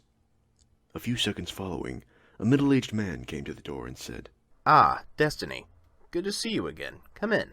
The man stepped aside and walked Destiny in. Also inside the home was a lady who seemed to be around the same age. She gave Destiny a smile as she walked in. "You seem troubled. Please sit," the man said, pulling a chair. Destiny sat down and put her hands on her forehead, showing visible stress. "Talk to me. What's wrong?" the man asked. I got ambushed by a lot of monsters in the middle of the night. Was wounded very badly. So bad, in fact, that I blacked out. Before I did, though, I was walking towards a village. I passed out before I could make it. "Oh my." I woke up in a medical building. One of the villagers and another man carried me there. "Did they try to rob you?" No. That was what was surprising. Usually that's what I expect when I find other people. But this man who brought me there, he stayed with me the whole time. I thought it was because he was just a pig who had the hots for me. But no. He just wanted to make sure I was all right. The man began showing signs of concern. "Tell me, Destiny, what did this man look like?" he asked nervously. Huh? Oh, he had light brown hair, blue eyes, tan skin, and iron armor on. "Did he know how to use a sword?" Yes, actually. I saw him fight a couple of times, and he was spectacular with the blade. "What was his name?" the man asked, now starting to shake with anxiousness. Mike. His name was Mike. Looking up at the man looked down to the floor, then over to his wife who was listening to the conversation. As they locked eyes on one another, they each showed widened eyes. The stare lasted for what seemed like an eternity. Is something wrong? Destiny asked, as the middle-aged couple continued to look at each other. "No, nothing at all. So what did this Mike fellow do to make you so visibly upset?" the man asked, looking back at Destiny. Nothing. It's actually what I did to him. The man raised an eyebrow. He tried so hard to make sure I was all right. He never left my side, even when I showed no gratitude. He even tried to run out of the village from the doctor's bed. He came after me and brought me back when I had nowhere else to run. I asked him why he cared so much, and he said that he couldn't in good conscience allow me to get hurt. I then yelled at him, saying he wasn't my father. After I said that, he went into what looked like a trance. I saw a lot of depression in his eyes when he snapped out of it. His friends then yelled at me, and he went off on his own. "So, you saying he isn't your father upset him?" Yes, but I don't understand why that would be. I was such a jerk to everyone there. And all they wanted was to help me. "Do you remember where this village is?" Yeah. Why? The man stood up from his chair and said, "Take me there. I'd like to meet this Mike fellow." Wait, what? He didn't do anything wrong. Don't go hurt him. "Settle down, I'm not. I just want to meet him, that's all." Oh, okay then, I suppose. Destiny rose from her chair. The two made their way to the door. Oh, and Ray? "Yes, Destiny?" When will we continue our training? "If this Michael fellow is as good at the blade as you say, the next time we train, you will have a training partner," Ray said as he opened the front door. Amy stayed behind to guard the home from the hordes that night. Seriously? Gravel and emeralds for flint? You get flint from gravel! Clyde yelled at the villagers. The villagers said nothing, and continued to stare at him with his emerald green eyes. Oh, pipe down, Clyde. There are some people out there stupid enough to take that deal, I'm sure. Mike joked, putting his hand on Clyde's shoulder. Oh, I bet. Come on now, Clyde, don't be so sour. It's not my fault that you suck at strip mining. Would you shut up about that already? You won this week. You won this week. You won this week. Do I have to say it more? Maybe a couple more times. Quit being a jerk, Mike. Isabella said, walking toward the two men. If I can't have a little fun, I might as well leave. Our definitions of fun are quite different. Quite. Your version of fun is rooting wheat and potatoes all day. Very funny. All right, I'll lay off. I don't need you whacking me over the head with an iron shovel again. You better. Anyways, moving on from Mike's childness, I have some iron I'd like to trade. Is your blacksmith around? Clyde asked, waving the iron bars in the air. I believe so. Let me go get him. Isabella said, walking toward the blacksmith's house with Clyde following behind. As Isabella walked away, Frank came out of his house and walked towards Mike. Seems like you're doing better. You could say that. Well, look who's decided to come back, Frank said, looking off in the distance. Mike looked in the same direction, watching two figures coming their way. Let's hope they're here to trade. I don't think so, Frank. Ray and Destiny entered the village. Ray began looking around in amazement of seeing a village as functional as this one still existing. Is he here? Ray whispered to Destiny. Yes, that's him over there, talking to the villager in green robes. As she motioned to Mike and Frank, they slowly walked over to Mike. Ray was overwhelmed with her emotion as he took each step. Are you okay, mister? Mike asked as he looked up at the man. Ray looked down upon Michael with widened eyes. Was this him? Was this the boy he had left behind all those years ago? Hello there. My name is Ray. Ray said nervously. Pleasure to meet you, Ray. My name is Michael. Mike said with equal politeness. Ray's mind was flooded with various thoughts, and his heart was flooded with various emotions. Mike reached out a hand, gesturing a handshake. Ray slowly took out his quivering hand, and met with Mike's, and the two had a long handshake. This guy is kinda weird, Mike thought to himself. As they concluded their handshake, Destiny walked up beside Ray and looked at Mike. Oh, well, welcome back, Destiny. Look, Mike, I'm sorry for whatever I did that upset you. I hope you know I didn't mean to hurt you. Mike put up a hand and said, You don't need to apologize. I know you didn't mean any harm, but just be mindful, alright? Ray was impressed with the wise reaction that Mike had to the situation. This must be his son. The similar physical features and the similar wisdom and choice of words. There is no questioning it. This is the Michael that he had left behind 19 years ago. Michael Campbell. You're forgiving me that easily? Why shouldn't I? Holding grudges is a waste of energy. He couldn't believe that this was actually happening. His son. Alive? But how could this be? Surely he would have been killed by the monsters of the night, the Legacy Holders' minions, or even the Legacy Holders themselves. It's not like the villagers can fight to protect themselves, let alone a child. But no, he was here right now, right in front of him. His own flesh and blood. What would Amy say? Sure, she had suspicions after hearing his conversation with Destiny, but what would she say after having her suspicions confirmed? Ray would look to see two swords on Mike's back. Nice swords you've got there. Oh, thank you. I crafted them myself. They've been very useful and have saved my life and my friends' lives countless times, Mike said, taking one of the blades off his back and looking at it. Sounds like you know how to properly use them. Indeed. On my early adventures, I searched through abandoned libraries and strongholds to learn the knowledge of sword fighting. That and martial arts in general. He's an adventurer, too. He really is just like his father. Adventurous, wise, and strong. But has he discovered his legacy powers? Ray concluded that this was the time to find out. Would you like to spar with me? Ray said, taking one of his own blades from his back. I beg your pardon? Spar with me. I want to see how good you are. Okay. Well, let's not do that with real swords. I have some training swords over at my place that I use to train my student.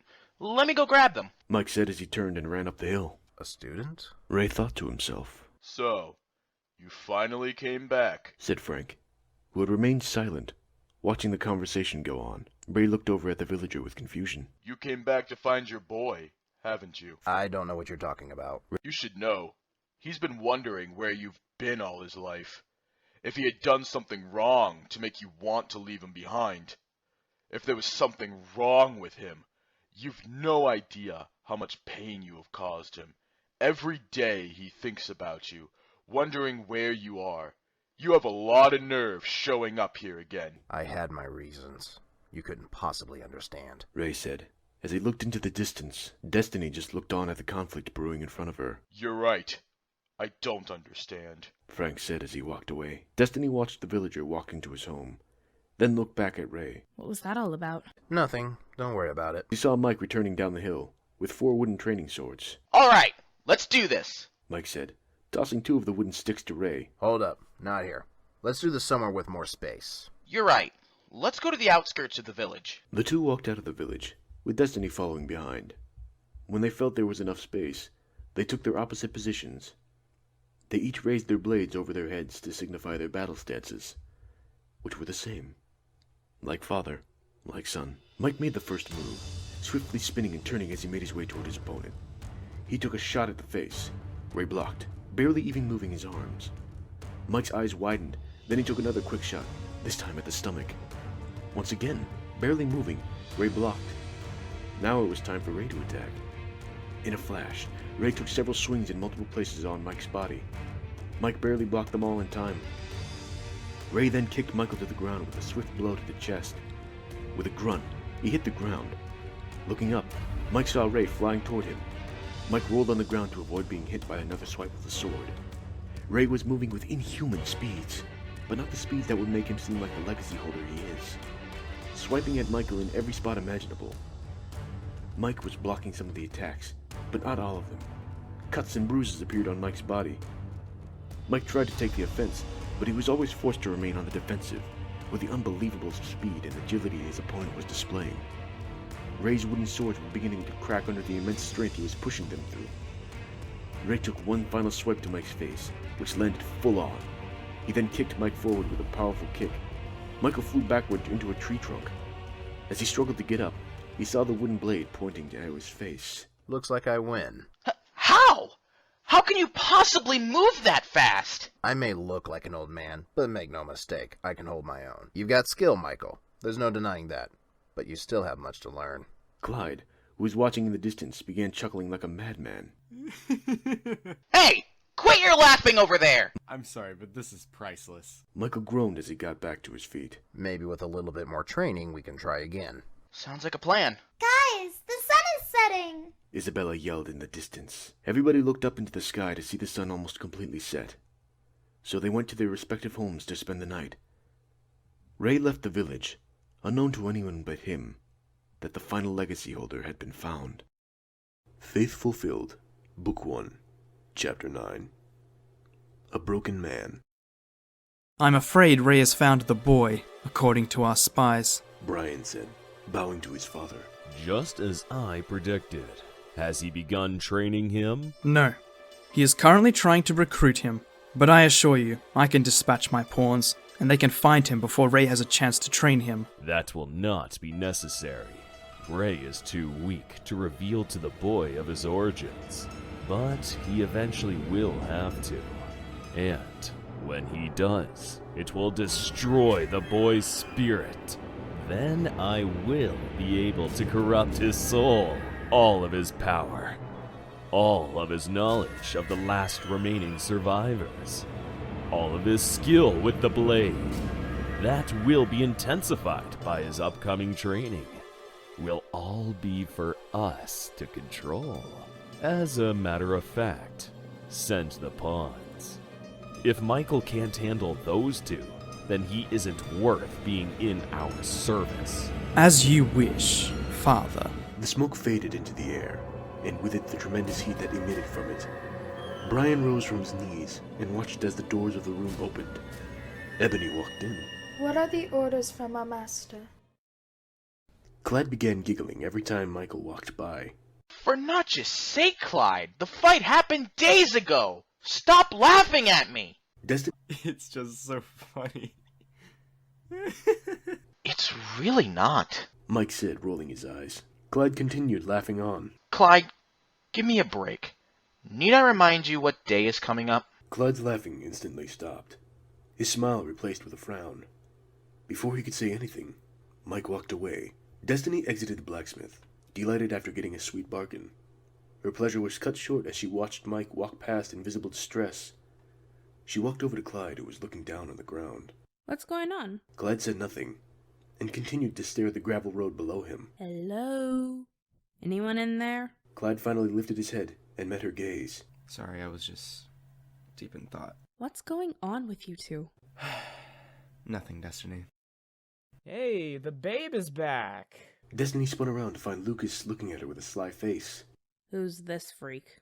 Oh, such harsh words from such a pretty face. Lucas exaggerated, placing a hand over his heart. Truthful words. What's that? I couldn't hear you. Lucas said, putting his hand to his ear. He said they were truthful words. Such cruelty! Why'd you even come over here anyway? Oh, right. That weird old dude is in the village again looking for Mike. Oh, well, about that. Clyde looked up at the hill that Mike went up. Did you finally beat him in a duel, and he's mad about it? Destiny and Clyde both looked over at Lucas and rolled their eyes. What? No, Lucas. Mike went home. Should we go after him? No, he's going through a real hard time right now. Leaving him alone might be the best idea. If you're an idiot. Destiny walked away from the situation and toward the blacksmith. She walked on out of sight from Clyde and Lucas, and followed where Mike left. Walking through the village, she found many emerald green eyes looking at her. Destiny made her way to the house. It had many windows on it, with one side of the house having blue windows, and the other having red. She looked in the red side to see if she could make anything out. After finding nothing, she saw herself in through the already open door. She'd find Mike staring out the window, expressionless. Michael? She said, walking forward. He said nothing and continued to stare. No emotion whatsoever seen in his face from the window reflection. What happened with you and Clyde down at the village? Nothing that you can fix. Just talk to me, Mike. What's going on? Mike let out a sigh. It's just too far beyond your understanding or comprehension. How do you know? Mike turned to face her, his eyes bloodshot and watery. Obviously, he had been crying. Mike, something keeps troubling you.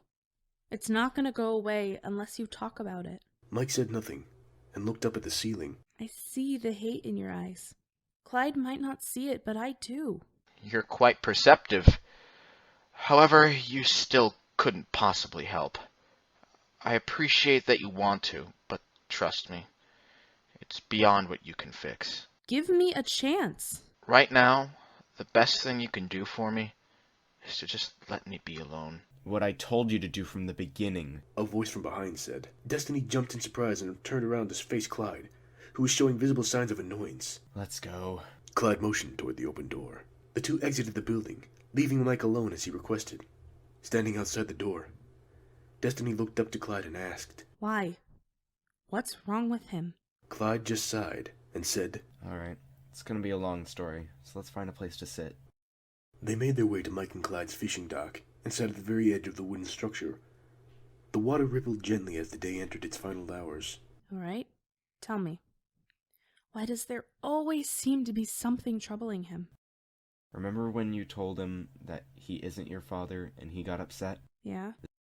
This is gonna explain that too. Clyde closed his eyes and took a deep breath. You know, there was a time when Mike would fight with talent and grace instead of fueling himself with anger. A time when he used to be happy.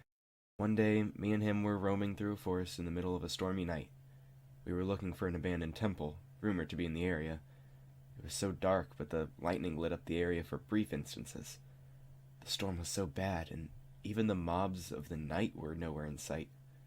They didn't dare risk going out in that monster of a storm. Clyde paused and continued to breathe deeply. The sun began to finally rise, so we could start to see again. However, the storm still raged on. Mike said he saw a figure in the distance, sitting in front of a tree. We got our weapons out under the impression it was an enemy. But as we got closer, we saw that it was no enemy. It was a child.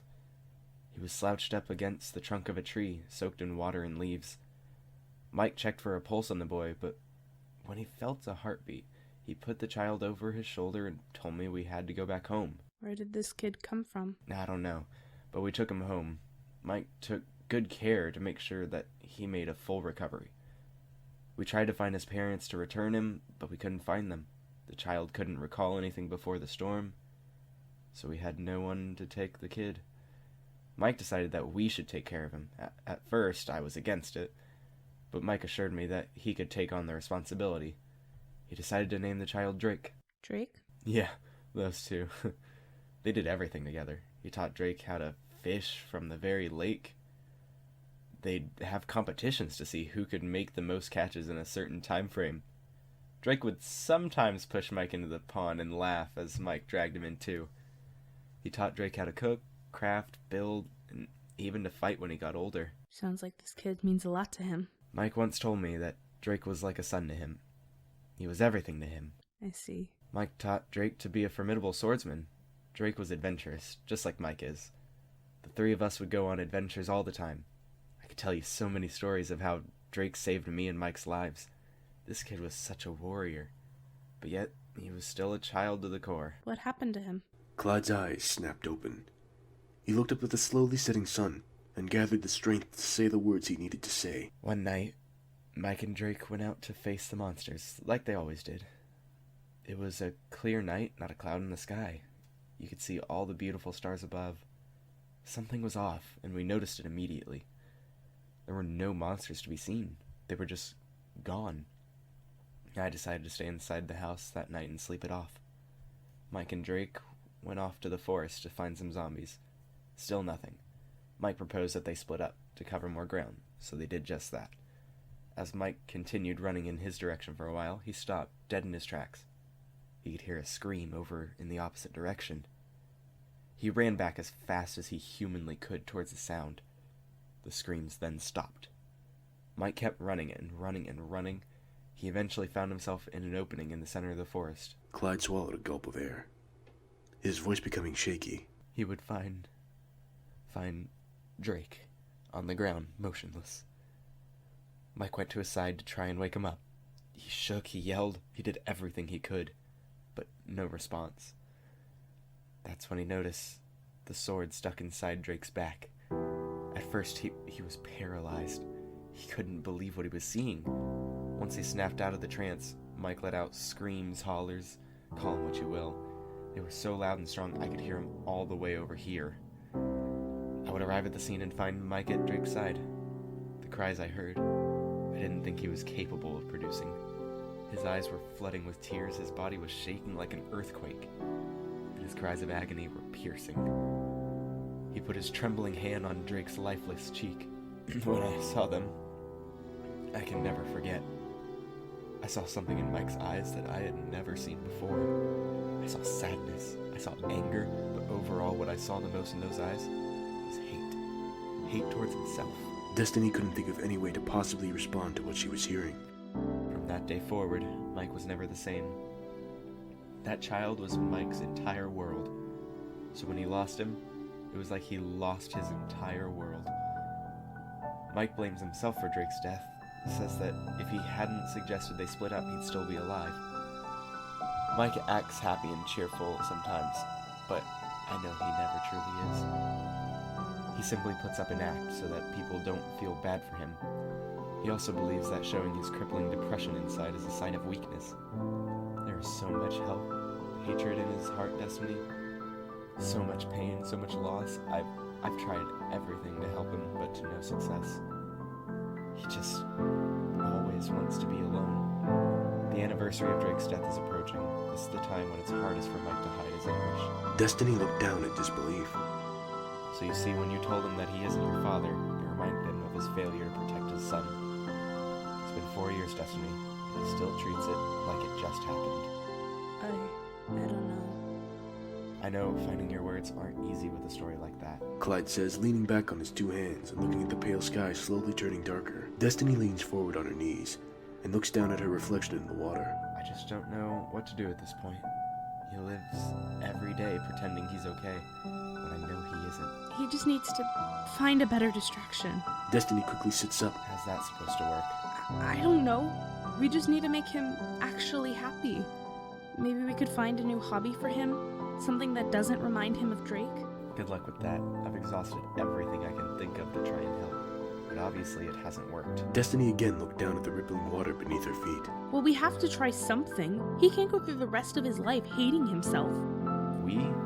Yeah, there's no we in this one. I've done what I can. I'm not gonna waste my energy on something that's guaranteed to fail. Getting up off the wooden planked dock, he took one last look at the rising moon above, then walked away. Destiny could only watch in shock, seeing how easily he could give up on his best friend. Faith Fulfilled, Book 1, Chapter 10, The Final Legacy Holder. Walking around on the gravel roads of the village, Ray looked in awe. He hadn't seen a completely intact village in ages. Only villages that were still barely functional, or totally wiped out. Would you like to trade? Asked a voice behind him. No, thank you. But perhaps you can help me. Ray said, now facing the villager. The villager seemed uninterested. Can you tell me where Mike is? I need to have a talk with him. No, he left the village yesterday, and he didn't show up at all today. Strange, though. Clyde arrived early this morning. It's not common you see those two in separate places at once. Well then, is Clyde still here? I'm not sure. I last saw him at the librarian's building. I suggest you check there first. Thank you, Ray said as he walked away. Making his way toward the building, he ran into several villagers attempting to strike a deal. Not particularly in the bargaining mood, he said to each one on the way. Finally making his way up the stone stairs leading to the entrance, Ray entered the building to find Clyde hard at work in the village's sole crafting table. Hello there? Clyde was deep in thought, so he was startled at the sudden voice who entered his presence. Oh, hi there. Wait, are you the guy who beat Mike at a duel? Oh man, that was awesome how you... As much as I'd love to discuss that with you, I'm afraid I don't have time. Do you know where Mike is? Straight to the point, I see. Mike is at our house. He's not in the best of moods right now. Thank you for your help. Exiting the premises, Ray made his way to the home, finding the door yet again wide open. He was quite confused when he saw Michael sitting in a chair, staring endlessly at the wooden floor. What are you doing? Ray asked, walking in. Oh, it's you. What do you want? Come with me. We have much to talk about. Okay. Rising from the chair, the father-son duo left the home and entered into an open field some distance from the house and village. Why are you taking me out this far? No one is to hear about what I am about to tell you. All right, this is far enough. What do you need to tell me? Turning to face Mike, Ray said, What do you know about the legacy holders? Huh? Oh, well, they're people born with these weird powers who murder innocent people for their own amusement. Do you know what the legacy once was used for? Well, I read in one of the books I found in a stronghold that it was originally used to hold balance within the world, but somehow it turned into what it is today. Do you know what happened to the last legacy holder? According to the books, he broke free of the legacy's corruption, but before he could try and restore the broken balance, he was destroyed by his own father. Ray was the one who had created that book. He wanted his story to be known, so he left a book telling it in a stronghold. Somehow, Mike had found it and read through it. Most of that is true. However, there is one note that needs correction, Ray said, stepping forward a step. Mike put his fists up in defense. Ray was about to reveal the true fate of that legacy holder that was said to be destroyed, and who he really is. But something inside him said not to reveal the truth, that doing so would drive the boy mad. So he thought up a lie, so that Mike could be told of the legacy powers he had, but still not know of Ray being his father. Before that legacy holder was killed, he was able to spread his power to the people of the world. Ray lied. What do you mean? He was able to share his powers with the rest of the world. Because of this, people who were not born to the Campbell bloodline were being born with the power of the legacy. What? I haven't heard of this! Very few know about this. Unfortunately, most people who are born with a piece of this legacy holder's power do not ever realize it. As such, finding a being who holds it is extremely rare. How do you know about this? Because I am one of them, Ray said as he flexed his hand out, and a tree nearby began lifting into the air. The tree's leaves shook as the motion went upward. Releasing his grip, the tree slowly went back down into the ground. Mike was shocked. He had no way of finding a response to what he just saw. He'd read about these kinds of powers in books, but he never got the chance to see them in use right before his very eyes. His jaw dropped as far as his mouth would allow. Don't lose your head yet, because there's more. Ray took in a breath. The true holders of the legacy began taking notice of the power that the last legacy holder spread, after they killed him. They began hunting down and destroying those who he shared his power with. Those who held the legacy's power typically were targeted by large masses of monsters and servants of the corrupted legacy holders. Mike remembered how he was assaulted by two mysterious assassins in black a week ago, and how he always seemed to be faced by a small army of zombies. No way. This can't be. Mike thought to himself. Every day, the corrupted legacy holders kill more innocent people. They've been doing it for hundreds of thousands of years. It's time for the true purpose of the legacy to shine over the ones who abuse it. I have mastered my powers. I can teach you how to use yours. Join me, Michael, and together we can restore balance to the world, Ray said. reaching his hand out. Confusion started to overwhelm Michael. If he had these powers this whole time, how had he not known of them? What about my friends? If I come with you, how will I still see them? You'll need to leave them behind. None of them can know you're a legacy holder. It could cause people to fear you. Ray said. Still holding his hand out, Mike sighed and said, I can't. Clyde is like a brother to me. Isabella is a sister to me, and Frank is a father to me. I can't lie to them, let alone leave them behind. He felt conflicted. It will be for their safety, though, Mike. I know it'd be hard to leave them, but it's for their own good. Let Clyde come with us. He'd have nothing to do if I'm gone. Isabella and Frank have their village to keep them company. Impossible. How could you keep your powers a secret when he's around during our trainings? I wouldn't. Clyde wouldn't be scared of me, and he'd tell no one. He's trustworthy. We can't risk it, Michael. We can trust him. You have my word. He will not tell a soul. Ray growled under his breath and closed his eyes. If you are wrong, it will cost us, and the world, greatly. Mike nodded his head. Well then, are you going to join me? Ray asked again, holding his hand out. Mike took a moment to breathe, then took Ray's hand to signify his accepting of the offer. For now, go back to your home. I expect you at my home in a week. Say your goodbyes and explain the situation to Clyde. I understand, Mike said. Mike turned and went back towards the village, and Ray went the opposite way, to his home. When Ray returned home, he went to Destiny's house located nearby and knocked. Destiny opened the door, surprised to see Ray. Oh, hey Ray. What's going on? Your training partner will be arriving in a week. Before a response could even be made, he exited the premises, leaving Destiny to drown in thought. Walking up the hill leading to his home, Mike was also deep in thought. How do I tell him? He kept asking himself the whole way there. Walking in the door, he saw Clyde hard at work at the anvil repairing his sword and pickaxe, which had been damaged on his most recent mining trip. So, what did you find this time? Mike asked as he walked in. Clyde stopped his banging and said, I found a ton of gold, so we can make more golden apples, plus I found a lot of iron and redstone. Clyde said with a smile. Ha, yeah, that should help. What's up, you still in a blue mood? No, not that. It's, you see... Mike couldn't find the words.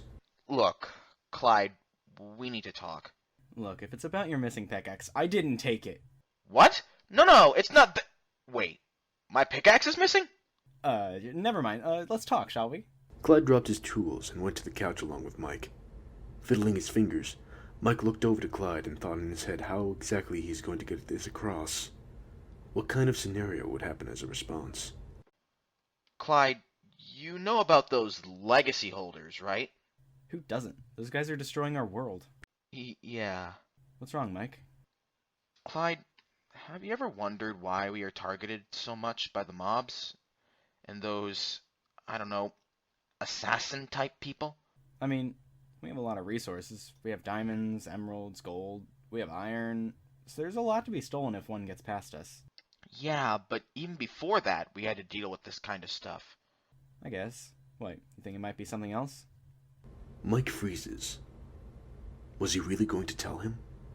Mike wasn't even sure for himself, but he knew that Clyde wouldn't want something like this to be hidden away from him. So with a shaky inhale, he blurts out, I might be a legacy holder. Mike squeezes his eyes shut, waiting for the outlash reaction from Clyde. But instead, Clyde starts laughing.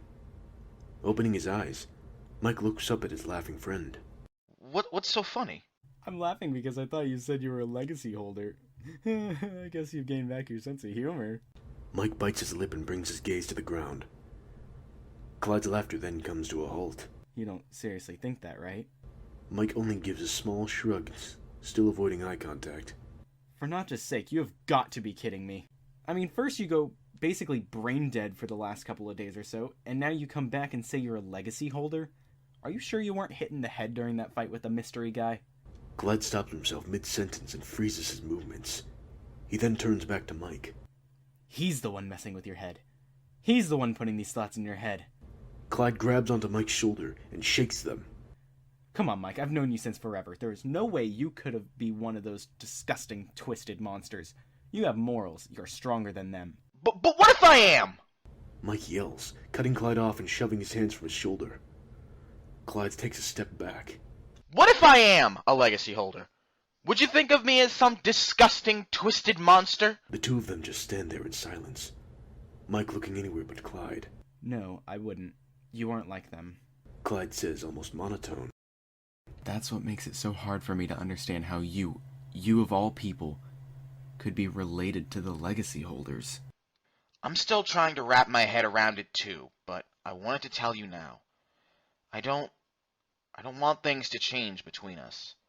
Like you said, we've known each other since forever, and I don't want to lose my best friend too. Mike and Clyde both make eye contact, and in that moment things seem to connect altogether, and the two of them have never been closer. So, my best friend is a legacy holder. So does that mean you can set things on fire? Sheesh, right to the point! But no, I don't know what I can do yet. Ray is gonna train me. So the guy who beat you. Really? Back at that again? Clyde only gives Mike a large grin in response. You're such a blockhead! Just let it go! I got beat once! If this guy trains me too, I could beat you and make that twice. Yeah, we'll see about that, buddy. Oh, and there's another detail I forgot to mention. Oh, and that is? You're coming with me. Excuse me, what? Ray said I can take you along with me. Clyde, you're like a brother to me. I can't possibly leave you behind. Don't get all mushy on me now. Real funny. But seriously, it's already hard enough to leave Isabella, Frank, and even Lucas. I can't leave you here all by yourself. Oh, how could I repay you? Oh, brave adventurer! Clyde overdramatizes, putting his hands to his forehead. Cut it out, you blockhead, or I'll leave you here anyway. Alright. Well, can you tell me exactly where we're going? We're going to Ray's place. He's gonna train Destiny and myself on how to duel. But he will also train me on how to use my legacy powers. And before you ask again, I don't know if I can shoot fire. Clyde lifted his finger. No, I don't know if I can summon lightning from the clouds either. Clyde drops his finger. This is probably going to be a long-term thing. I mean, we're going to be going after the legacy holders. Clyde's eyes widened in a snap. What? Clyde! These monsters have been destroying our world for too long now. It's time to stand up to them. If we don't, who will? Clyde looked down at the floor with jaws dropped. Besides, the playing field will be even. Me and Ray are legacy holders ourselves, right? What use am I then? Maybe you could fight off the monsters and the other minions they have. Fair enough, I suppose. We're pretty much moving. We have a week until he expects us to arrive there, so we gotta pack up everything and say goodbye to the others. This is just a lot to take in all at once. I know. Oh, and another thing. Ray said that no one else is to know about me being a legacy holder. Not even Frank and Isabella? No. I wish I could tell them, but I need to stay true to my word. Alright. Mike walked to the window and put his hands behind his back, turned to Clyde, smiled, and said, It's time for our biggest adventure to begin. Faith Fulfilled, Book 1, Chapter 11. See you later, bite-sized. 6 days was all that went by, but it seemed like it was 6 years. Normally, Clyde and Mike have an urge to go out and explore, but they didn't feel anything this time. Nothing. The eve of their departure had arrived. So how are we going to tell them? I don't really know. I didn't think that far ahead. Well, we can always tell them we're just going on another adventure. Yes, but we're usually back within a few days. Who knows when or if we're coming back? Both men stood puzzling, Clyde scratching his head and Mike rubbing his chin. I think we just have to tell them a partial truth, Mike said, turning to Clyde. What do you mean? We tell them that there's a great threat, and we have to face it. But we don't have to tell them that it's the legacy holders, or that I myself am a legacy holder. Good plan. We need to make it clear that we're going to be gone for a long time, and that we may never come back. Yeah. What's this I see? You getting nervous? Of course I am. We're going after the legacy holders. They have the power to wipe out entire villages with a finger. You forget, Clyde. I'm a legacy holder too. And so is Ray. I guess. But what if you can't beat them? We will, Clyde. We have to. With that, they exited their home and made their way down to the village below. As they entered, they fought back tears, as they knew this could very well be the last time they see their friends. Hey guys, why the long faces? Hey, can you get Isabella and Frank? There's something we need to discuss. Did Isabella dump you? Clyde gave Lucas a glare, making the point that this was no time for jokes. This was serious. Lucas found them and brought them to the librarian's house. Frank fiddled with the books in the bookshelves as he waited for Mike and Clyde's entrance. They finally did arrive, each with frowns on their faces. What's going on, you guys? Well, me and Clyde are going on a trip, Mike said, rubbing the back of his head. That's why you brought us here? You guys go on adventures all the time. Easy, Isabella. They have something important to say. What? Could he already know about where we're going? Clyde thought to himself. It's come to our attention that there's a large threat, and Clyde and I are going to be going after it. We don't know for how long we'll be gone, or if we'll ever return. Well, that's nothing new. You guys go on life-threatening journeys almost every day. Isabella, Clyde reaches out to Isabella, but she slaps his hand away. All you two do is go on daring adventures and risking your lives. And for what? To give everyone that cares about you heart attacks? Isabella chokes out tears starting to fall. Isabella, you just need to understand that these boys aren't bound to this village. If they wish to risk their lives to seek adventure, you can't keep them grounded here, Frank says, bringing his crying daughter into his arms. I don't want them to leave again. I don't think my heart can take another goodbye thinking it might be the last. Isabella mutters, sobbing into her father's chest. Then let's not say goodbye. Clyde speaks suddenly. Isabella sniffles and turns to face him. What do you mean? How about a see you later? That way you'll know we'll see each other again. But what about us, Clyde? Huh? What about the promises we made? Do your stupid adventures mean more to you than me? Isabella's entire mood changed. She was furious and the fire in her eyes showed no sign of dimming, jabbing her finger into Clyde's chest with each and every word. Clyde starts to stutter out, but Frank places his hand on Isabella's shoulder, stopping her. That's enough, Isabella. You're acting like a child.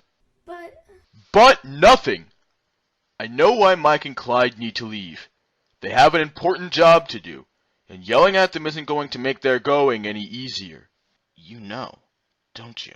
Mike speaks up, his gaze at the ground. Everyone's head snaps to him. You think after raising you for so long, you think I wouldn't have noticed you were special? Special? What do you mean special? Our dear friend Mike... Frank pauses. ...is a legacy holder. The room fell silent. If someone took their sword out, the sound would have sliced right through the air like a knife through butter. No one knew what to say or do. All they could do was stand there and wait for someone else to speak up. how? Isabella mutters, cutting the silence. She was looking at the ground and her fists were clenching and unclenching. There's no way he could be one of those unruly poisonous rats. You know I'm not like that. Do I? Do I know you at all? Isabella glares. How do I know you haven't been fooling us this whole time? How can I trust you when you can't even tell me who you are? Isabella, he isn't tricking us. He's always been the caring, protective guy he was raised to be. I don't want to hear anything from you anymore. Isabella growls out, with fresh tears seeming to form in her still anger-ridden eyes. Nothing you say can make me feel better. Nothing you say will bring me joy like it used to. Isabella, I know this is hard for you to process and understand.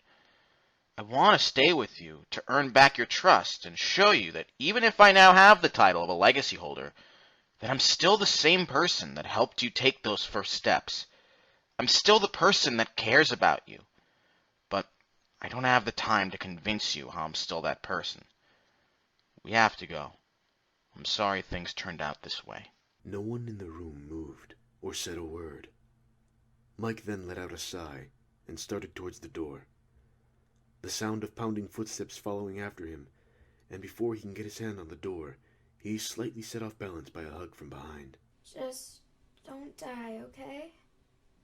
I mean it. Isabella mutters into Mike's back. I can't make any promises, but I'll try. Isabella lets him go, and Mike turns back to her and pulls her into a proper hug. You guys bring me back a present from your adventure. That way you'll have a reason to come back. Clyde walks over and joins into the group hug. You already are my reason for coming back. What? I'm not getting involved in this? Get over here, old man. And the four of them fall into a big group hug. Frank is the first to pull away. It's time. You two go on. You have a long journey ahead of you. Don't you dare leave us and the world disappointed. Isabella points at their faces. I'll always leave the world disappointed. Clyde jokes, earning a hard smack on his arm from Isabella. I mean it. Okay. Clyde says, putting his hand up in defense.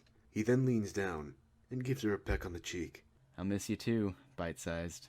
I told you to stop calling me that. But it's cute. And making you pout makes you even more adorable. Okay, lovebirds, let's go. Mike says, grabbing Clyde's shoulder, making his farewell salute. 2 fingers together against his forehead. Faith Fulfilled. Book 1, Chapter 12. A Ruthless Teacher. As promised, on the 7th day, Mike and Clyde finally arrived at Ray and Amy's house. Destiny was there to greet them. Clyde made a glare in Destiny's direction upon laying eyes on her. Something in your eye? Something on your face? Really? That response? You're like 20. Aren't you in your 20s too? I'm 19, thank you. Oh, sorry. You're still a child. Don't test me. I'm good with a sword. You want to test that theory? Clyde said, pulling out his sword. Ladies, calm down. Mike says, sticking his hands out. I am 10 times more manly than this guy, so I don't know who you're calling a lady. We just got here. Fighting is unnecessary right now. Let's just start off on a clean slate, okay? Fine. I was gonna wipe the floor with him anyway. Destiny says, turning to walk toward the house. Why are you so hostile towards him? Mike asks, jogging up to walk next to her. He was the one glaring at me. You can ask him what his problem is. Destiny brushes him off and walks ahead as Mike slows down to wait for his friend to catch up. What happened back there? Nothing, Michael. Just forget about it. Clyde puts his hands up. Alright then. Just, in the future, can we get along? We are gonna have to work as a team after all. I might have to work with her. Doesn't mean I have to like her. Please? Just don't kill each other. Fine. Clyde walks ahead toward the house, with Mike following 2 steps behind. They stood in front of their cabin, that Ray personally built for them, taking a long look at the exterior before entering the doors. Inside, the cabin was cold and empty. The only things Ray provided for them inside were beds to sleep in and 2 furnaces to cook in. Everything else they'd have to find for themselves. There wasn't even any coal in the furnaces to fuel the fires. Well, first things first. We need to get some heat in here, because the taiga is so cold. The guy could have at least given us some coal to light the furnaces. That would have made things a little better. Even the beds are cold. Clyde exclaims as he sat down on one. Well, I guess you called dibs on that bed. I don't want that one now. It has your stench on it. Stench? Why, you... Easy there, big fella. Once you guys have settled in, come on out to the living room. Ray calls out from behind the door. Clyde and Mike simultaneously jump startled. Do you think he heard us? Shh! Shut up, Clyde! Yes, I can hear you. Now quit fooling around and get ready. I think he has psychic powers. He does, you idiot! That's why we're here! Right. I knew that. Clyde says, and bolts after him. Ray watches as the 2 men exit the bedroom and make their way to the center of the room. I'm sure you've noticed by now that you don't really have that much to start out with. I've given you the essentials. Let me make one thing very clear. You are not here to have fun. You are here to train for our stand against the legacy holders. Jeez, starting off strong already. Clyde whispered. Clyde, you start training in the morning. For now, just get whatever it is you will need for your cabin. Mike, you and Destiny are with me at sundown. Isn't that a little dangerous being out at night? If any monsters come at us, we can use them as training dummies. Now do whatever it is you want to do within the premises until tonight. I'll see you then. Ray said, exiting the cabin. Wow, he is a lot less formal than he was before. Throughout his entire walk back to the house, Ray never stopped scowling. Opening the doors, he let out a large sigh. Are they here? Amy asked as he walked in. Yes.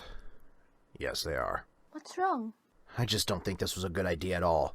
Mike is a threat to all of us, and you want me to train him? Are we really going to do this again? Mike is not a threat. He is your son. He's our son. Yes, and it's because of the fact that he is my son that he is such a threat. He has the power to lay waste to what is left of this world. He is a monster, Amy. A monster. You never even gave him a chance. Even when he was born, you hated him. You can't say these things, Ray. You don't even know him. And neither do you. So let's get to know him. No, we can't risk him knowing who we are to him. And why not? Because I don't want him to end up as I did. Evil runs in my family's veins. Everyone in my family has turned into those legacy holders that is burning this entire world to the ground. You think if he found out that he is related to the son and brother of a legacy holder that he would be happy and want to have a family reunion? You're pushing your son away like your father did when he found out you were turning away from evil. You don't understand. Then let me try to understand, Ray. Please, let me listen to what you're going through. Sundown is going to be happening soon. I should get ready for training. Talk to me, Ray! Ray said nothing and walked out the door towards the training ground. Amy was left to stare in astonishment. No. That goes here, and that goes there. Clyde, I can't hold this much longer! Mike said, balancing a bunch of paintings in his hands. Just wait one more minute. Too late! Mike, I said one more minute. And I said we didn't need 20 paintings! There are only 10. Besides, you're a legacy holder. You're supposed to be able to hold things. Clyde, as soon as I learn to use my powers, the first person I'm using them on is you. How flattering. How immature. Ray said from behind. Yeah, you didn't scare us this time. Clyde said, turning around. That wasn't my goal. Well, Clyde, I guess you can handle the mess here. Mike said, looking at the shattered glass on the floor. Wait, what? Have fun! Mike smiled as he left with Ray. Ray and Mike walked down the dirt road toward the training grounds. Throughout the whole way, Mike could feel that something was troubling Ray, but he never said anything, as he did not want to anger him any more than he already was. They finally reached their destination, a decent-sized opening in the taiga forest, covered in shallow snow, and the lands were perfectly flat. The sky above was clear as could be, not a cloud to be seen. The temperature was below freezing, and Mike shivered in the cold. Looking up from the snowy ground, Mike saw Destiny sitting on a log. She'd been waiting for their arrival, so she could finally start training with her new partner. What took you so long? Destiny asked, standing up from the log. Mike here was busy messing around with paintings. Well, we're quickly losing moonlight, so let's go. See that tree over there? Yeah? Lift it. Okay. Mike started walking toward the tree. No, not with your hands. With your mind. Excuse me? Just try. Shouldn't you show me how to do that before asking me to actually do it? Are you questioning my teaching methods? Yeah? Oh no. Here we go. Suddenly, the tree was flying toward Mike at the full force, and Mike only barely dodged in time. What the hell was that? It was a tree. Were you not paying attention when it was hurtling toward you? Ray says with a straight face. Mike said nothing. He had no response. How could he? He looked over at Destiny, who was in equal shock. She knew Ray was a tough teacher, but he was never this tough. Now try to lift the now uprooted tree. I showed you how, didn't I? Yeah, but you didn't show me how the process works. Oh, shall I throw another one? No need. I got the picture the first time. Very good. Now, lift it. Mike raised his hand in the direction of the uprooted tree. He tried with every fiber of his body to make the tree levitate from the ground. Oh, come now. I completely chucked the tree and you can't even lift it. I'm sorry that this is a little new to me. You should be sorry. You can't even lift the damn thing. Show me how, and not by throwing an entire tree at me. Focus on the tree. Imagine the tree in the air, then do it. Mike groans, then turns to the tree and lifts his hand to try again and lift it. Closing his eyes, he imagines the tree hovering in midair. He opens his eyes, and the tree is unmoved. Closing his palm and lowering his hand, Michael says, I can't. What you ask of me is impossible. Impossible? The task is only impossible because you have deemed it so. Mike says nothing. What's wrong? Have you nothing to say? No more iron nerve left in that tiny brain of yours? Silence. If you aren't willing to try, then I am not willing to train you. I knew this would be a complete waste of time. Ray yells, walking away. Mike clenches his fists and starts walking after him when he feels a warm hand on his shoulder. Don't. He's not worth it. Mike turns to look at her with anger in his eyes. Not towards her, but at himself for his failure. It's pretty cold out here. You and Clyde's cabin is pretty far from here. Come on, let's go to my place where it's warm. No, you don't have to. I insist. Besides, I'm sure Clyde will ask you millions of questions about the mark on your cheek. Mark? What mark? Mike feels his cheeks and finds a sharp pain in his left cheek. Oh. Alright, fine. Mike grumbles. They exit the training grounds and head toward Destiny's house. Mike was very thankful for having boots on. Otherwise, he'd have to deal with the numbing cold of wet snow below with each step. Destiny's house was a large wooden structure with lots of glass windows. There was a porch at the uppermost center of the front, with fences on the ends to prevent falling. The top of the roof couldn't even be seen since it was completely covered in snow. Walking inside, the floors were covered in a soft red carpet. When Mike removed his boots, the feeling of the carpet was comforting to his aching feet. There was a large main room, which had a counter. Behind the counter was a furnace and a crafting table. In front of the oven was a table, made from a fence and a pressure plate. On either side were wooden stairs, used as seats. The house had plenty of torches inside, that kept it lit up. The house was also quite warm and toasty inside, perfect for a biome like the taiga biome, which is freezing cold throughout the year. Wow, this is a nice place you have here. It's so warm, too. Mike said, removing his armor. Thank you. Now, let's get that wound of yours fixed up. Destiny said, looking through her chest for medical supplies. That tree must have grazed me pretty bad. I probably didn't feel it because my cheeks were numb from the cold. Mike thought. Destiny took cocoa beans, a water bucket, a milk bucket, and paper out of her chest. Over here, if you will, she said, motioning to the chair. Mike took a seat, and Destiny walked forward, wetting the paper with the water. She dabbed the wet paper on the wound. Mike grunted a little with each dab. Man, he got you good. If your cheek wasn't hard enough from the cold, you'd have lost a lot more blood than you did, she said as she continued patting. Yeah, goody for me. Destiny continued to wipe the wound clean from any blood. There you go. You should be safe from any infections now. She smiled. Thank you. Destiny walked back to her chest and took out 2 glass bottles, then walked behind the counter with a milk bucket and cocoa beans. She poured crushed cocoa beans in each bottle, then poured the milk in. She then mixed the liquid well. Crouching down, she proceeded to heat up the chocolate milk with the heat from the burning furnace. When did Ray tell you? She asked, still heating the drinks. Pardon? When did he tell you that you were a legacy holder? Oh, that. Well, he kinda just showed up to my village and took me far away to tell me. He just showed up uninvited? Pretty much, yeah. That sounds just like him. She took the heated bottles away from the furnace and mixed them again. Why is he like this? Destiny sighed and said, I don't know, Mike. He means well, but he's just kind of a jerk. With the 2 bottles in hand, she walked back over to Mike and handed him one of the bottles. That should help warm you up. Thank you, Mike said, removing the top of the bottle. Outside, the winds began to pick up, and snow started to fall. A calm night, interrupted by a strong winter storm. Looks like we got in just in time. Good thing you didn't try to get back to the cabin. You'd be stuck in the storm. Thanks for letting me come here. I'd rather have you here than a popsicle version of yourself. Yeah, me too. Mike took a large sip from his bottle of hot chocolate. It was soothing to his sore throat as it made its way down. The sweetness of the chocolate was perfect for a mind at unrest. His eyes felt heavy, not with exhaustion, but with depression. Destiny noticed it right away. You seem unsettled. What's wrong? She asked, placing a hand on his shoulder. It's nothing. I can read your facial expressions and your body language. Something is bothering you. Talk to me. I guess I'm just a little homesick. I miss my house, and even more, I miss my friends. Isabella, Frank, Lucas. I just left them all behind. Mike said, looking down at the carpet. Isabella was so upset when she found out we were leaving. All me and Clyde ever do is go on life-threatening adventures. Isabella and the others would just sit there, waiting for us to return, not even knowing if we ever would. She was there to support us. She did so much for us.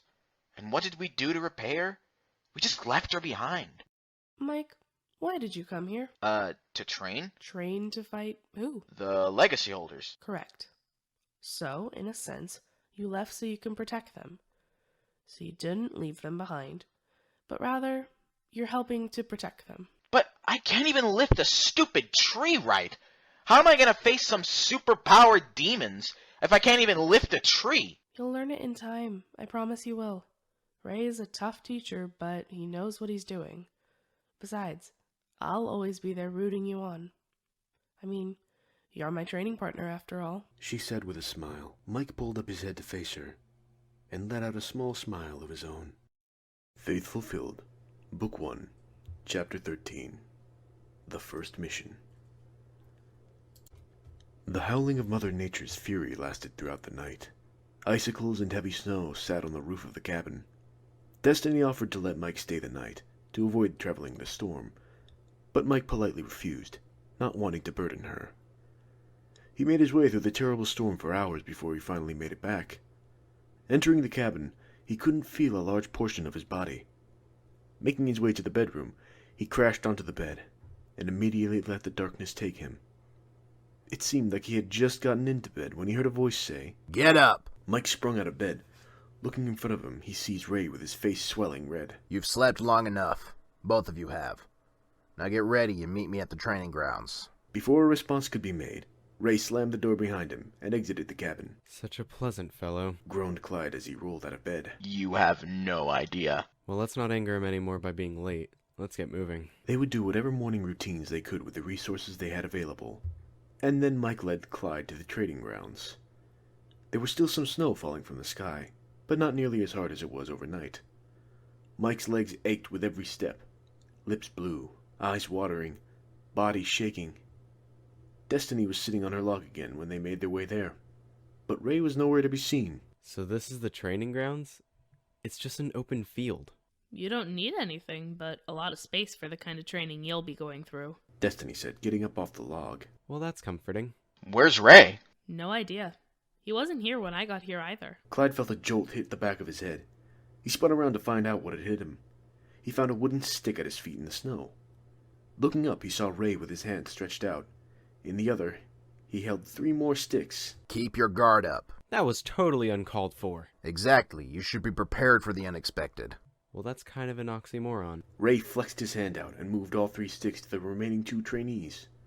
All picking up their sticks, they awaited further instruction. The legacy holders and their minions do not play fair. They will try to attack you when you least expect it. As such, you need to be ready for things that you can't anticipate. I guess that makes sense. You guess? Ray, can we just get on with the lesson? Fine. Let's get on with it. Clyde, I want you to try and hit Mike with your training sword. It's just a stick. It's not even a... Do it! Okay, fine. Sheesh. Hours and hours of training. Fighting with sticks, running around the training course, and fighting with your hands. Mike, of course, had the worst of it, because after he did all that, he had to train with the legacy. Once Clyde's and Destiny's training was complete, Clyde ran back to the cabin to crash, but Destiny stayed behind. Just lift the tree already. It's not that complicated. It is complicated, though. Just as he said this, he witnesses the tree lift in the air.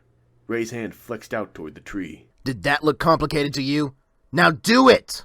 Mike grunts and continues to fulfill his teacher's wishes, but no matter how hard he did try, the tree never moved. Michael, if you can't move a tree, then how do you expect to stop the legacy holders? No. No more. I've only had 2 training sessions with you, and I can already tell I am just wasting my time.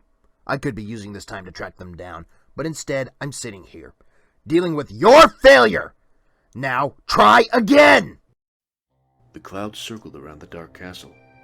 The barrier between the overworld and the nether had been breached, for a transmission between the 2 worlds was to be heard. Has Ray recruited the boy? The figure in black smoke asked. As you predicted. Brian answered, bowing his head.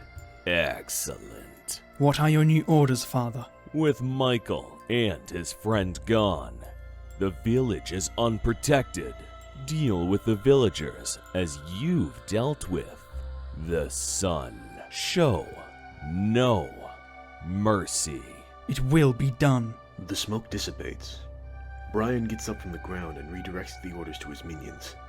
With a nod of their heads, the undead corpses and bags of bones make their way out of the castle and toward their unsuspecting targets. Torture. That is the only word that could accurately describe the next several hours for Mike. His hands had been raising and lowering, his ears had been picking up insulting shouts, and his mind was cracking from the inside, Ray's voice getting raspier with each yell. Throughout it all, Destiny watched in disgust at Ray's treatment of Mike. When the session had finally ended, The young legacy holder was exhausted.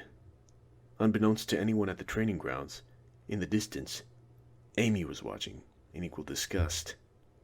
When Ray finally exited the premises, Amy revealed herself to Mike and Destiny, who were still present. Amy, when did you get here? I've been here all along, unfortunately. I'm sorry you had to witness my failures. You didn't fail, Mike. Ray is just a stubborn man. Understatement of the century. If anyone is failing, it's Ray. He's failing to properly teach you how to use your abilities. Wait, how do you know I'm a legacy holder? And how do you know Ray? And how does Destiny know you? I have so many questions! Chillax. Amy here is Ray's wife. That answer all the questions rattling in your head? Oh. Yep, pretty much. Goodness.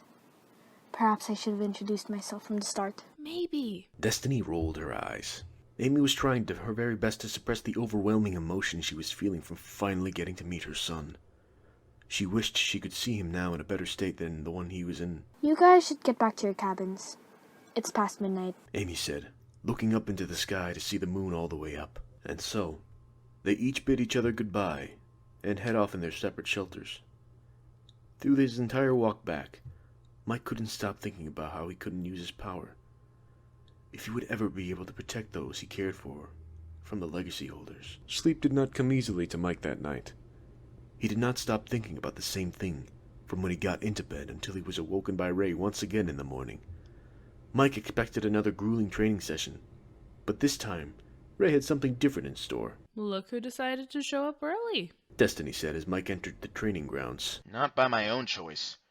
Ray woke me up this early. Figured. That's enough chit-chat, Ray said, walking in front of them. It's clear that Mike is too incompetent to use his powers correctly. Mike clenched his fists. So instead, you two will be sent on missions. What about Clyde? He will remain here and train under me. Maybe he will properly listen to my instructions. So, basically, while Clyde is training, we're gonna be running your errands? Pretty much. This is absurd! I did not leave my home to come here and waste time doing your laundry. Quiet down, boy. These missions I have will help you and Destiny learn to use your natural abilities. If we're lucky, then perhaps you will tap into your own powers as well. I'm listening. Well, that's a first for you. Speaking of first, your first mission is to find a village. Villages are not found in the biome we currently stand in, so you will need to travel outside it. Remember, villages are rare, so you will need to look very hard. Also remember that villages are found in deserts and flatlands. What do we do when we find a village? If you find a village. And if that scenario comes into play, I want you to observe the villagers' behaviors. Observe. You want us to observe. What do you hope to gain by knowing how villagers act? That is classified. Now, this is going to take time. I want you to bring crafting tables, furnaces, coal to fuel them, beds, extra clothing to wear, swords, pickaxes, torches in case you need to mine, an axe, and a supply of wooden planks for crafting. Am I clear? Crystal, Mike said angrily. With that, Ray left for his house. Mike and Destiny turned to look at each other. think you can put up with me? I think I'll manage. You're not that bad. So, I'll meet you at your place. That sound alright? Sounds good to me. I'll see you then. Luckily, Clyde was not in the cabin when Mike arrived. This saved Mike the effort he'd need to explain to Clyde what was going on.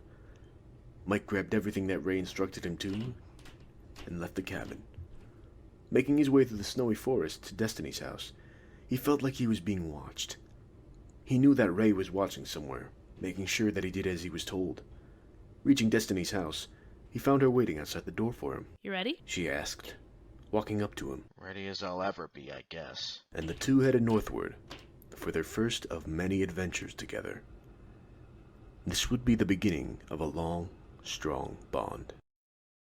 Faith Fulfilled, Book 1, Chapter 14. Frigid Travels. We've been walking for days, and we're not even out of the taiga yet. Mike complained, shivering with each step he took. Days started to get shorter and each night was colder than the last. They predicted a storm was coming soon, and knowing Mike's luck, it would arrive at the worst possible moment. Those clouds do not look happy. Destiny said, looking up into the sky. No, they don't. But I think we have some time before the storm starts. We should use this time to get a little farther and pick up some resources to help us when we ride out the storm. Perhaps we can look for a hill to dig into. It would be quicker and require less effort just to dig into a hill instead of building up a shelter. We can block off the entrance when the storm starts and plop our stuff down inside. Sounds like a plan to me. Mike said, looking around for a suitable hill. What do you even look for in a suitable hill? He thought to himself. Most of them were either made of dirt, gravel, or stone. Stone would be the sturdiest but would take the longest to dig through, and the sun was already starting to go down. Gravel was well out of the question. One wrong move and suddenly you're suffocating. Dirt was the best option out of the three, especially on short notice, so he headed towards a tall dirt hill surrounded intensely by trees. Found one that looks good! He called to Destiny. Okay, great. She said without even glancing over. You start digging through. Make sure there is space that can fit both of us. I'm gonna try and find some animals for food because we're running low. She started walking to a different part of the forest. Mike wanted to stop her, to tell her that they could find fruit somewhere, but he knew it would be a useless endeavor. The only fruit you could find in the wild was apples and watermelons, neither of which were even in the taiga biome. Plus, meat would be more filling and last longer. He just always hated the idea of killing helpless animals, even if it was for food. After watching her leave, he turned to the hill, readying his wooden shovel. Let's hope this doesn't break on me. 2 hours go by, and the wooden shovel in Mike's hand is barely holding together after being used so many times. During the middle of the process, he had to take out his pickaxe to break some stone he ran into. When he finished, the wooden shovel was nothing more than chunks on the ground. Mike placed his crafting table and furnace side by side against one of the stone walls. Using some wood he chopped from outside, he crafted a large chest to store the items they each had. Before they left, Destiny had found 2 poorly thrown together sleeping bags they could use because, despite what Ray had said, they couldn't bring breads along and didn't want to keep making them each night. Destiny returned with a chicken and some raw pork chop. All right, that should do nicely. Much better than the moldy bread Ray gave us, and probably better for our health, too. Yeah, this should last for the next few days. I'm not the best cook. I usually just bring enough from the beginning. What about you? Any good at cooking? I think I am. Clyde always makes fun of my cooking, though. Probably because I always rip on his. Poor fool doesn't know a soup from a stew. Good. Just hand me some coal and I can get the furnace warmed up. Sure thing. Mike paused for a moment, trying to remember where he'd placed the coal. When he went back to the chest, it wasn't there. He moved to his bag but found it empty. I'm pretty sure you're the one who has it, he said to Destiny while still looking. No, I told you to carry it because the coal stash was closest to your room. Well, I don't have it. Maybe... He stopped mid-sentence, remembering what had happened. The day before, Mike had tripped while they were climbing a hill. He dropped his bag when he fell and attempted to catch himself. It rolled a little ways down the hill when he dropped it. When he finally did find his bag, he quickly picked it up and ran out to catch up with Destiny. The bag had seemed lighter than he remembered, but he didn't think to question it at the time. The coal had fallen out of his bag and rolled down the hill without him even noticing. What seemed like a blessing at the time now turned into trouble for them. They were now going to have to go through the night without food to eat or any warmth. If they didn't find coal soon, they would likely either freeze or starve to death. Mike suddenly felt a chill down his spine. He didn't know if it was from the cold air or from his nerves. Did he really feel this worried about some coal? Looking up, he realized the situation was much worse. In the midst of all his digging, he had forgotten to get some extra wood to make a door. There was nothing blocking the entrance outside, and it started to snow quickly. Destiny had realized this almost immediately after him, and was already grabbing whatever loose rocks she could to cover the open hole. When the hole was finally covered, the hiding place was shown to be almost pitch black. Hopefully the storm dies soon, Mike said wearily, as if he had already guessed it wouldn't die down for a while. We hardly have the resources to stay for more than a few days. Yeah, hopefully. For now, we should probably sleep. Guess we'll be stuck with this moldy bread for a little while. At least it's cold enough that the meat won't rot. We should head to sleep now. Right. They headed towards the sleeping bags. Destiny got in with ease. She moved like a cat. One would even think she could see in the dark. Unlike Destiny, Mike managed to trip on a rock while trying to get to his sleeping bag. There was a loud thud. Nice one, doofus. Destiny managed to say through her laughter. You know, I don't have night vision like you apparently do. Both laughing, they finally made it to their sleeping bags. Though the covers provided some protection from the unforgiving air, it didn't nearly provide enough to give any comfort to either of them. Destiny shivered and scooted closer to Mike. He began to blush and wanted to say something, but remained silent in his discomfort. Oh, shut it. These sleeping bags aren't blocking out the storm enough, and we need the body heat. Just go to sleep and we won't talk about it. She then turns over and seemingly falling asleep, leaving Mike alone with his thoughts. He wondered how much longer they would be stuck in the hideout. Eventually, his eyes started to droop, and sleep consumed him. Just like the room he fell asleep in, he found himself in complete darkness. But while he could not see anything, he could hear a distant sound. A voice. But whose he couldn't make out. It was getting louder, and it was calling his name. As the voice got closer, he began to recognize the voice. No, please stop. You don't have to do this. As the voice got closer, he began to recognize it. Mike could hear the sounds of people screaming in terror in the background. Fires crackling, structures collapsing, and zombies groaning. He was puzzled, trying to figure out what he was listening to. Finally, the darkness began to brighten up, and he saw he was up in the sky, looking down at a village completely covered in flames. He watched as villagers ran in terror, but they seemed to be looking up at him. Then the voice he heard before returned. It was Isabella? He was now able to see her looking up, pleading with him. Stop this! She begged with tears in her eyes. She was looking right at him, her body trembling, along with the rest of the land. The ground cracked, and lava was spouting out of the holes in the soil. The air was hot as a volcano. This heat was overwhelming. He had just been in a room that was freezing cold. Now he found himself in the air that was boiling. The next thing he saw, he could never forget. He saw Isabella standing feet firm on the ground, melting away. He reached out to try and pull her out, but he was just too high up in the sky. Isabella disappeared underneath the boiling hot ground. Mike was in shock. Everything had happened so fast he had had no time to comprehend what just happened. Before he could make up a response to what he just saw, the scene went dark. The overwhelming heat was replaced with a chilling cold. At first, Mike was confused, but soon he understood where he was. He was back in the shelter. But what he didn't know was that a dream? Was it even a dream? It seemed so real. Maybe it was a sign, a warning of some kind. These thoughts were completely replaced when he remembered that destiny was literally less than an inch away from him. Mike was no stranger to this. He's been in this type of situation before with Clyde. They were once trapped in the taiga biome during a storm where their temperatures took a nosedive, having to rely on each other's body heat to survive. But this felt different. Not just because Destiny is a girl, but something he couldn't quite explain. Mike noticed a silver light entering the room from a small hole in the entranceway. Rolling out of the sleeping bag, he grabbed more stone and began filling the hole when he noticed something. A piece of stone was darker than the rest. In fact, it looked black. Could it be? No.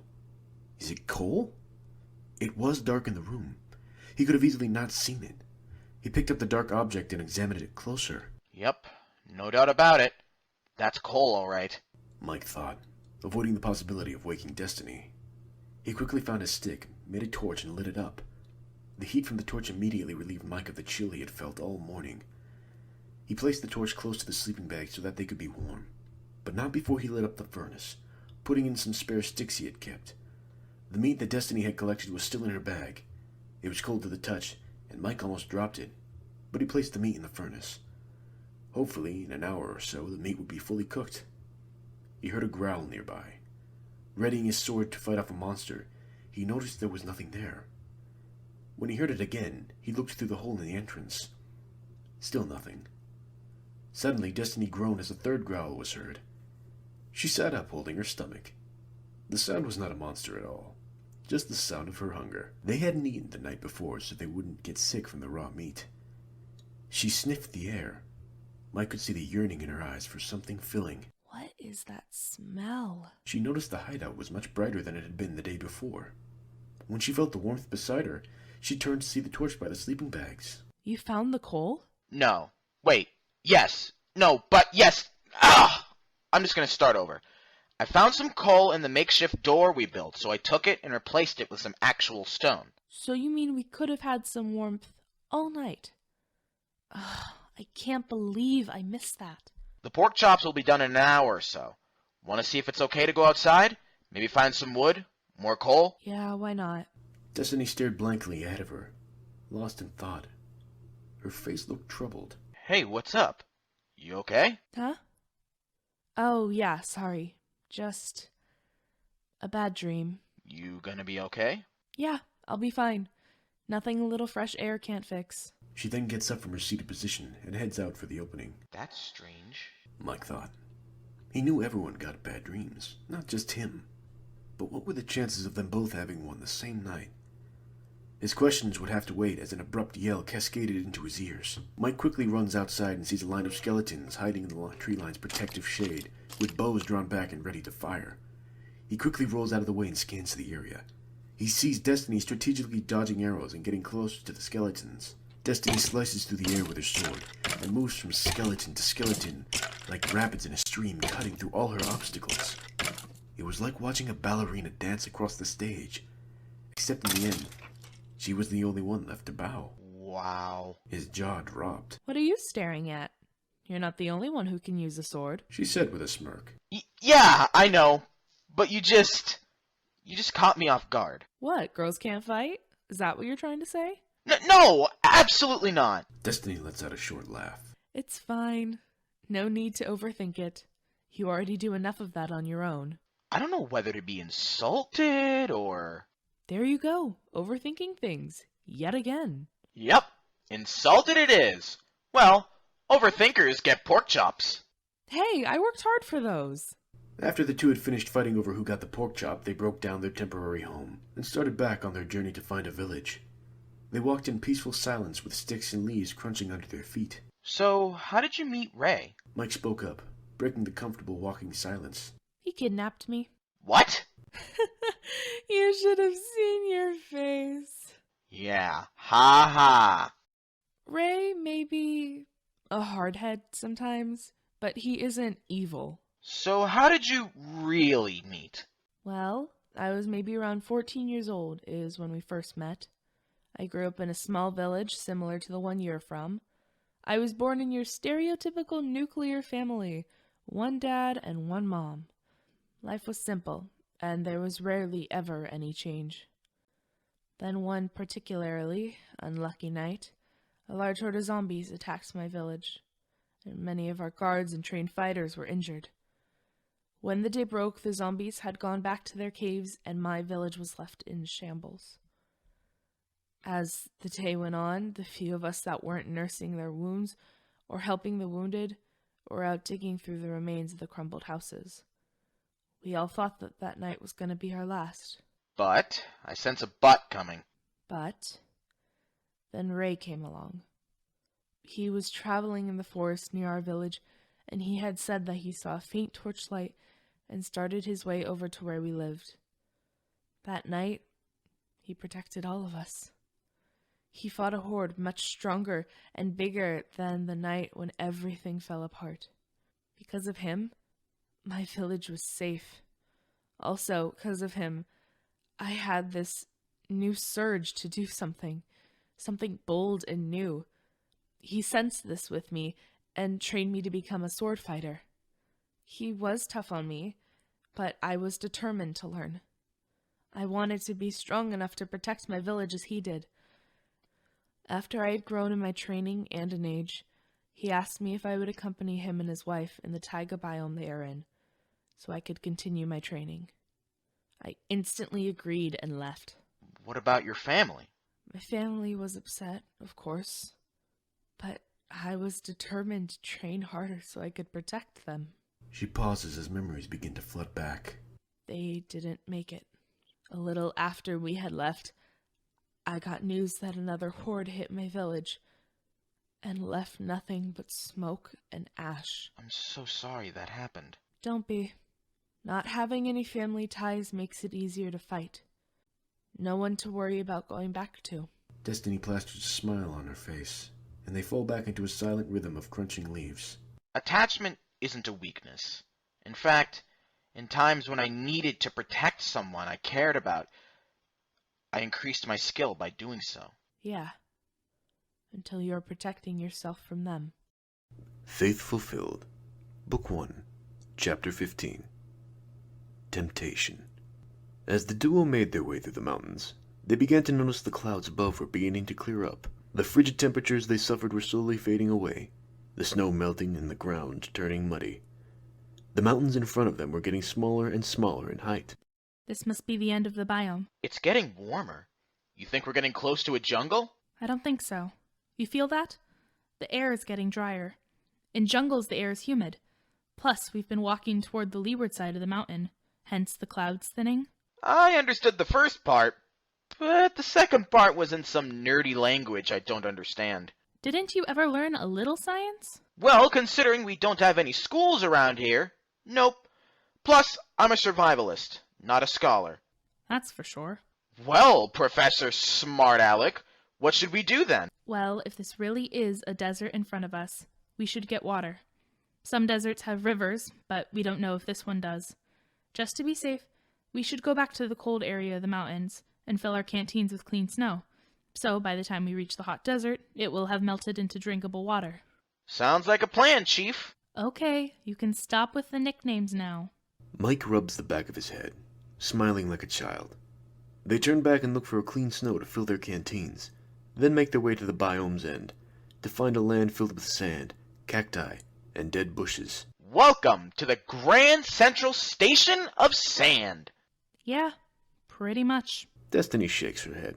Making their way down the last mountain, they took off their boots and landed their cold feet in the warm sand. It soothed their shivering toes. Pulling their boots back on, they continued onward. Think we can find villages in the desert? Yeah, I've seen them plenty of times. Although, most of them are destroyed. Figures. They had been walking for hours, and they seemed to be getting nowhere. Everything, no matter which way they turned, looked the same. The sun no longer gave off a comforting warmth. Instead, it beat down, yelling at the two to stop their futile mission. Over time, the sun began to release its grip of heat and surrendered the coolness of night. It would be refreshing if it weren't for the fact that monsters would soon be appearing, with the sole desire to rip them limb from limb. Unlike in the mountains, there was no place to hide in the desert. They had no choice but to stand and fight. Well, let's hope you can show those amazing skills again. I'll try not to disappoint. They prepped themselves for the assault. The zombies groaned, the skeletons crackled their bones and readied their bows, and the creepers surrounded the duo. Back against one another, they pointed their blades in their respective directions. The zombies limped towards their targets, but would soon find themselves collapsing on the sandy ground, as their limbs would be cut. Twirling in the air with inhuman speeds, Mike zipped past each zombie who would fall after he made his quick moves. He tried to balance dodging the skeletons with fighting the zombies when he looked over and saw Destiny. She fought with more swiftness and grace than he had seen from any warrior before. His mind started to grow fuzzy and he was losing focus. Suddenly, everything seemed clear and all his senses heightened. Seconds later, an agonizing pain filled his entire body and he collapsed onto the sand, feeling every tiny rock digging into him. In the midst of his distraction, a skeleton shot him in the arm. Fighting the pain, he gets back up on his feet and takes out the skeleton who had wounded him. The number of monsters surrounding them decreased with each passing moment. Many creepers, zombies, and skeletons had been slain. The battle went on, until finally when midnight struck, most of the remaining monsters had run for their undead lives. Meeting again, they assessed their own injuries. So, did I meet your expectations? Yeah, you definitely did. You all right there? You got a lot of blood pouring out of you. Destiny asked, hands on hip. I'll be fine. This is nothing, Mike said, holding his arm. Destiny was about to respond when she saw a figure reveal itself in the darkness. A green, armless terror right behind Mike's back. She tried to scream for him to move, but before she could, boom. Sand and cacti went flying in the air, along with Mike. He hit the ground with a thud. He immediately tried to stand up again, but as soon as he put his body weight on his legs, they gave way under the pressure. He wanted to scream in agony, but he knew any sound could direct more monsters this way. Though he wasn't concerned for his own sake, he was more afraid of Destiny getting involved. Mike! She screamed as she ran to his side, not caring about the monsters that would hear. He laid on the ground, almost lifeless, but Destiny wasn't about to freeze again. Mike tried to get up. Weakness was never something he wanted to show. He was always strong, always able to keep going. Destiny makes her way over to Mike and kneels by his side. Destiny, no. It's fine. Shut up and let me help you. Destiny constantly checks over both shoulders to make sure no enemies were making their way towards them. She examined Mike's body to look for wounds. His front only suffered minor injuries, but since the creeper came up behind him and he landed on the ground on his back half suffered extensive injury. If this had been stone he had landed on, he'd be in much worse shape. I'll be fine. Don't worry about me. Just help me up and we can get moving. No, we're not going anywhere with you in this condition. Please. I don't want to slow us down. Mike, just relax. Finally giving in, he puts his body to rest. Destiny turns him over and he ended up on his stomach, face in the sand. Quick to take action, Destiny lifts Mike from the chest up and supported him with one arm to keep him from drowning in sand. Continuing her search for the most heavily wounded area, she felt around his back, waiting for any sign of major discomfort. His muscular back was bleeding heavily, so she patted as much blood away as she could with a cloth she had made from leather found on one of her previous adventures. As she was patting, she felt Mike's breathing slowing down more and more. Her eyes snapped away from the blood and turned him around to find him barely still conscious. No. Mike, you have to stay with me. Come on, stay with me. You can't fall asleep. Mike! Slowly, Mike found his entire world darkening. Until finally, he was in a complete pitch-black void. He awaited in silence for some time, before he heard a faint voice calling his name. Michael! The voice calls again. Michael! Though at this point he did not have a mouth to speak with, he still managed to say, Who's there? A bright spot begins to conjure up in the darkness, and was getting close. Emitting this light was an old man. He slowly made his way to him. Is it true that you are the final legacy holder? Asked the man. What? Who are you? Where am I? How did I get here? How do you know that? Silly me. Perhaps I should have introduced myself before I asked you any questions. My apologies, good sir. My name is Matthew, and I was the first legacy holder. What? I was the first of our bloodline to be gifted the legacy's power. Notch specifically came to me and gave me its power. But I had to learn all on my own how to use it. Mike struggled to come up with what to say. He didn't know if he was hallucinating, or if this was real. Your mentor is doing a poor job of teaching you to tap into your power. So it would seem that the burden lies on me now. You find yourself in troubling times, young legacy holder. Possibly the most dangerous time this world has ever known. And if it can't be stopped, it'll be the last time this world will ever know. Okay, so what can you teach me then? Your mentor is trying to make you believe that the legacy has been corrupted, when in reality, it was actually saved long ago. Notch was the one who was corrupted, so he created the legacy in order to give men powers they can use to destroy each other. I didn't use my power to destroy, so Notch tossed me aside and used the evil in my son to turn him into a monster. However, justice prevailed in the end. The legacy's power is now being used to continue that justice. Justice? Justice?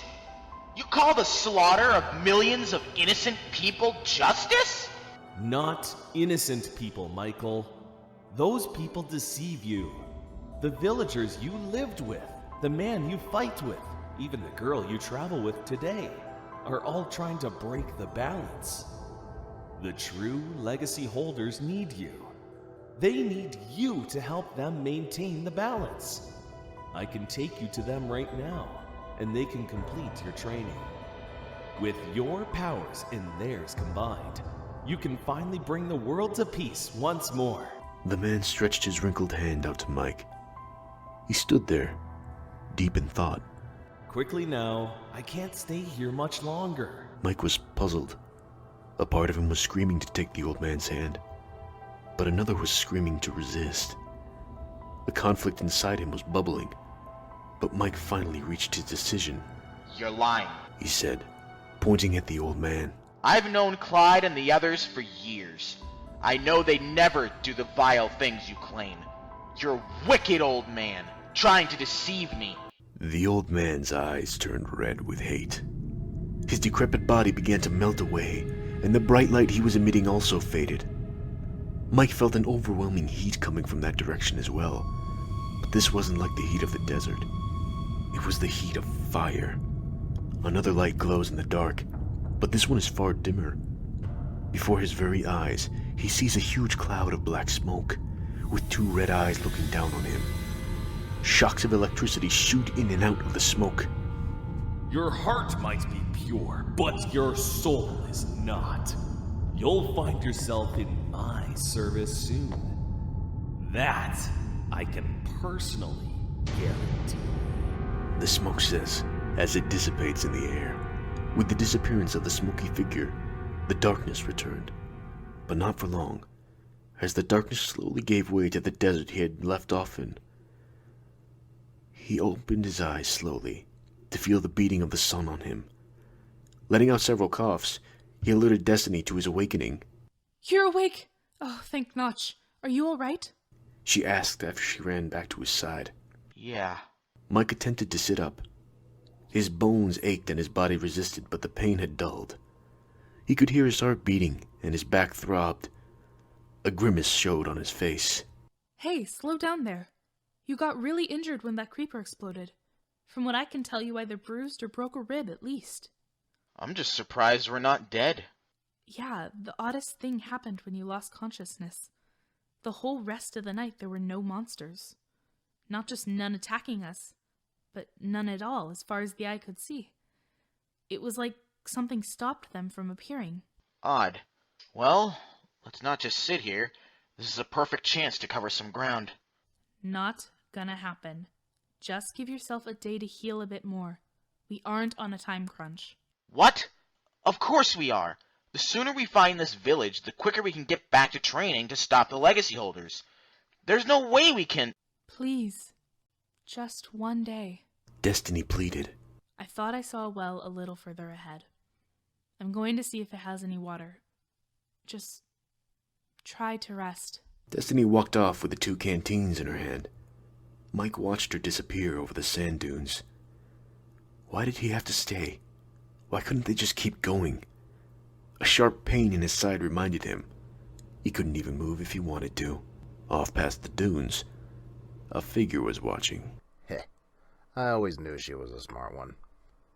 Not smart enough, though. Faith Fulfilled. Book 1, Chapter 16. Discovery. The hours seemed like days. The days seemed like years. That's the way both Mike and Destiny would describe how slow time passed when they traveled through the seemingly endless desert. Mike could move again, thanks to the rest he was able to get, but he wasn't able to move very fast, much to his annoyance. Destiny looked back at him as he limped along. Do you want to stop and rest for a moment? No. Let's keep pushing on. You have to rest sometimes, you know. I'll rest when I'm dead. Well, you already almost died, so you're halfway there. Oh, ha ha. Very amusing. As they continued moving forward, they began to see some kind of structure in the distance. You think that's a village? Maybe, but I don't see the sandstone church anywhere. Usually that's the most noticeable thing to see in the distance. It looks way taller than any church I've ever seen. Wait, I think it's a temple. You think so? I'm like 98% sure. It's not really relevant to what we're after. No, it's completely relevant. What if there's stuff we need in there? Fair point. Just watch out for traps. Oh yeah. Almost forgot they had those. As they closed the distance to the temple, they readied their weapons in case any unpleasant company happened to be waiting for them inside. They find no life forms whatsoever. Careful with each step they made, they lurked around the temple, looking for the hidden treasure. Destiny walked up the stairs to the top of the temple to get a view of the desert around, looking to see if any villages were in sight. She then heard a shout, then the sound of sandstone breaking. She ran back inside the temple to find a hole in the main room. The hole was deep, and Mike had fallen in. Seems you have a thing for falling down, don't ya? She yelled down to him. Very funny! He yelled back, but winces when an agonizing pain shoots up his leg. Anything different down there? Well, good news. I found the treasure. Bad news? I found the booby trap. Break the pressure plate. I can't see it. It's too dark. It's in the center of that small pit. Just break it so you can't activate the TNT below. Roger that! He reached out his hand to find the stone plate. He did so gently, so that if he finds it, it wouldn't be enough pressure to activate it. When he found the stone, he proceeded to break it. Now that the booby trap was disarmed, he was free to move about the small room. Destiny broke part of the ceiling of the temple, letting in sunlight from the sky to shine in on the pit below. Well, that helps. Mike found 4 chests in the pit, one on each wall. What's down there? Chests! 4 of them! Look inside them. Oh, really? I thought I'd just leave them. Thought that'd be a fun idea. Real funny. Go look in them. Mike opened the first chest. He was surprised to find 3 emeralds sitting inside. Well, here's a good start, he said as he took the shiny jewel. 3 gold ingots were also inside the chest, along with lots of rotten flesh. Closing the chest, he made his way to the second one. Opening it, he found a saddle. Deja vu. The other items in the chest were mere bones and gunpowder. Maybe the gunpowder could come to use in the future. Grabbing the gunpowder, he looked inside the third chest. Then he finds a bunch of spider eyes. Yeah, I'm just gonna ignore that one entirely. Making his way to the 4th and final chest, he rubs his hands together in preparation. He then opens the chest, listening to the creaking as it opens, and he sees one single item inside. A sword. But this was no ordinary sword. In fact, it was completely unlike any sword he had ever seen before. It wasn't gold, it wasn't iron, and it certainly wasn't diamond. It looked white, but not white like iron. He grabs the sword by the handle and lifts it out of the chest. A small cloud of dust follows the blade on its way out. What is it? You know what? How about I just climb out of here so we don't have to rip out our vocal cords? Picking up some blocks, Mike towers his way back up to the main room of the temple. That's a unique looking sword. Agreed. It's not like any sword I've ever seen before. Maybe it's a new alloy? Or maybe even a new gemstone. Not likely. It's so light. Almost airy. Well, whatever it is, we should keep it to make sure no one else gets a hold of it. Why? Because we don't know how strong it is. Who knows? It might be even stronger than diamond. Oh, alright then. Let's get moving. Roger that, Chief. Told you to stop calling me that. Putting the sword on his back, the two leave the temple, onward to the desert ahead. While they walked along, Mike constantly whipped the sword around, always making sure he was a safe distance from Destiny. You really like that thing, don't you? Yeah, it's so cool. It's so light, yet I feel like it will be useful. I can't wait to test its strength. You're like a child who just got a new toy. That's actually a pretty accurate comparison, he said, as he twirled the sword around. One thing I don't understand is why it's so void of color. Doesn't really matter what it looks like, as long as it's strong. I suppose that's true. Wait, what's that sound? He said, twirling the sword around. Off in the distance, there was a faint roar. Not that of a monster, something more natural. As they walked closer, the scent of fresh water and smoke filled the air. That's a river, isn't it? And a fire? No, not quite. I mean, there's definitely a river, but I smell wood and cooked fish. I think we might have found a village. Destiny cheered. Following the scents and sounds, they found a swift-moving river. Destiny pointed towards a small wooden bridge that crossed the river, over to the other side.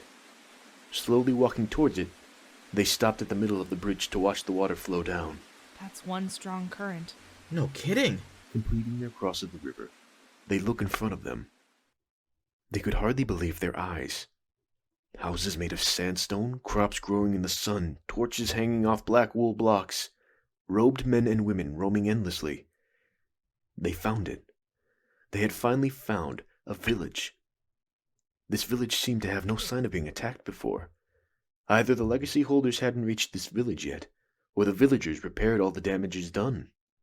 All their hard work, going through the frigid mountains and crossing the blazing desert, it was all for this. They had reached their destination. Fate Fulfilled. Book 1. Chapter 17. Not like us.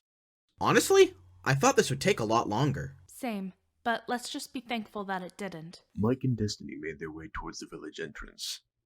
Walking down the gravel road, the villagers watched them with anxiousness. They don't seem too happy to see us. I mean, if you think about it, outside of your little village, the rest of the world has been feeling the wrath of the legacy holders. I'm surprised they're even standing. Well, how are we supposed to prove that they can trust us? I have no idea. I have 3 emeralds. How is that supposed to help? Don't you know? Villagers are greedy. That doesn't erase the fact that you have a frickin' sword on your back. Besides, you shouldn't just assume that... Destiny started. But Mike had already jogged up to the village well, waving around the 3 emeralds. We come in peace! A few villagers turned their attention toward him curiously. Just like cows to a bundle of wheat, Mike thought to himself. And that is my training partner? I don't even know why I bother. An iron golem rounds the corner and starts its way toward Mike. But before it could get close enough, a villager sticks their arm out to stop it. If you are in town for trading, then we will allow you to stay. Thank you. That actually worked. It's been quite some time since someone has come by to trade with us. Is that girl over there here to trade too? Yes, she is. Very good. Then let's get down to business. Destiny walked up to Mike and the villager. Business is all good, but if you allow us to stay here, we could go and collect more resources to trade with. The villager hesitates and assesses the situation. Were these 2 strangers going to be a threat to his village? Or will they help profit the village? As he said before, in a less abrupt way, we bring no harm to your village and only wish for the guarantee of our safety as we stay here. The villager eyed them, scanning up and down. Not many people come to this village. Our last visitor was 10 years ago. Oh wow, that's a long time. Indeed. Answer me this. Why should we trust you? You have no reason to trust us. The golem stepped forward, preparing to attack. Destiny, what are you doing? Just trust me. She turned back to the villager. You have no reason to trust us. However, you also have no reason not to trust us. We promise to stay out of your way and not disturb this beautiful village you have. We only wish for a safe place to stay. After a long pause, the villager responded. Very well then. There is an extension of a path near the end of our village that you may build small homes off of. Thank you so much. Now that we have all that settled, allow me to show you around the village and where you may build your home. The villager leads Mike and Destiny through the village, showing them the houses and the blacksmith. The villager stops at the edge of the village where the path ends. All right then. I assume you 2 lovebirds want to share a house, correct? What? Oh, for Notch's sake. What? Mike's face turns crimson red. We aren't together. Oh, I'm sorry. I just assumed... The villager trails off as Mike's face continued to flame. The 3 of them sat there in growing awkward silence. Anywho, I'll leave you 2 alone to settle in. The villager then quickly escaped down the gravel path, leaving Mike and Destiny alone at the edge of the village. So, is there a side of the road you prefer? Not really. Only problem is I don't think I have enough materials for a house. I mean, we can ask for more materials. Don't. We don't want to bother them. Plus, we're in a desert. You said it yourself. This is the Grand Central Station of Sand. I'll just go collect some real quick. Right. Okay. Emptying their bags, they placed down chests to store their items. They also put down their crafting tables and furnaces. The 2 of them began to compress sand into sandstone and build up their small homes. Once they had everything set, the sun had begun to set. Ever since Mike had arrived at Ray's, he had had no time to himself. It felt nice.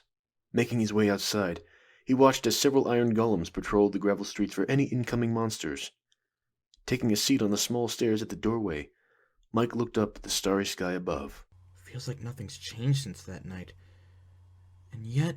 Mike shifted his gaze across the street. He saw Destiny's silhouette approach a torch and blow it out. The fatigue of the day started catching up with Mike, and he decided to rest for the night, ready to observe this isolated village's behavior in the morning. For the most part, the village seemed normal. Villagers traded with each other, maintained their houses, and went about their day. The only new thing was that Mike had never seen iron golems in person before. He had heard of them, of course, but never really believed that they existed. One had even offered him a flower. Where did you get this? The golem just stared at him, holding his stiff arm out. Mike took the flower and the golem walked away. Okay then, and they're supposed to be the protectors of this place? You'd be surprised how tough they are. Throwing zombies across biomes is no easy feat. Not that we ever worry about that sort of thing. Yeah, where'd you come from? And did you just say you don't worry about zombies? I come from everywhere and nowhere at the same time. I am beyond what you can see, yet right in front of your face. Huh? I'm sorry, I can't understand what you just said. One does not need to understand in order to make sense of the world. The villager walks off toward the main market. Mike stares in the direction he left. Okay, so the people in this village are a little loopy in the head. Alright, noted. This place is beautiful. Destiny had been walking around the town, and in just one day, she had seen the town square, which was decorated with string lights and paper lanterns, and the marketplace full of all sorts of new spices and foods she had never smelled before. One section was filled with booth after booth of sweets, and across from it was rows of savory snacks. Even if the houses surrounding the center of the town were bland, the rest of it certainly wasn't. She had even met a few of the villagers, listening to their stories of how they found the village and made a home in their safe haven.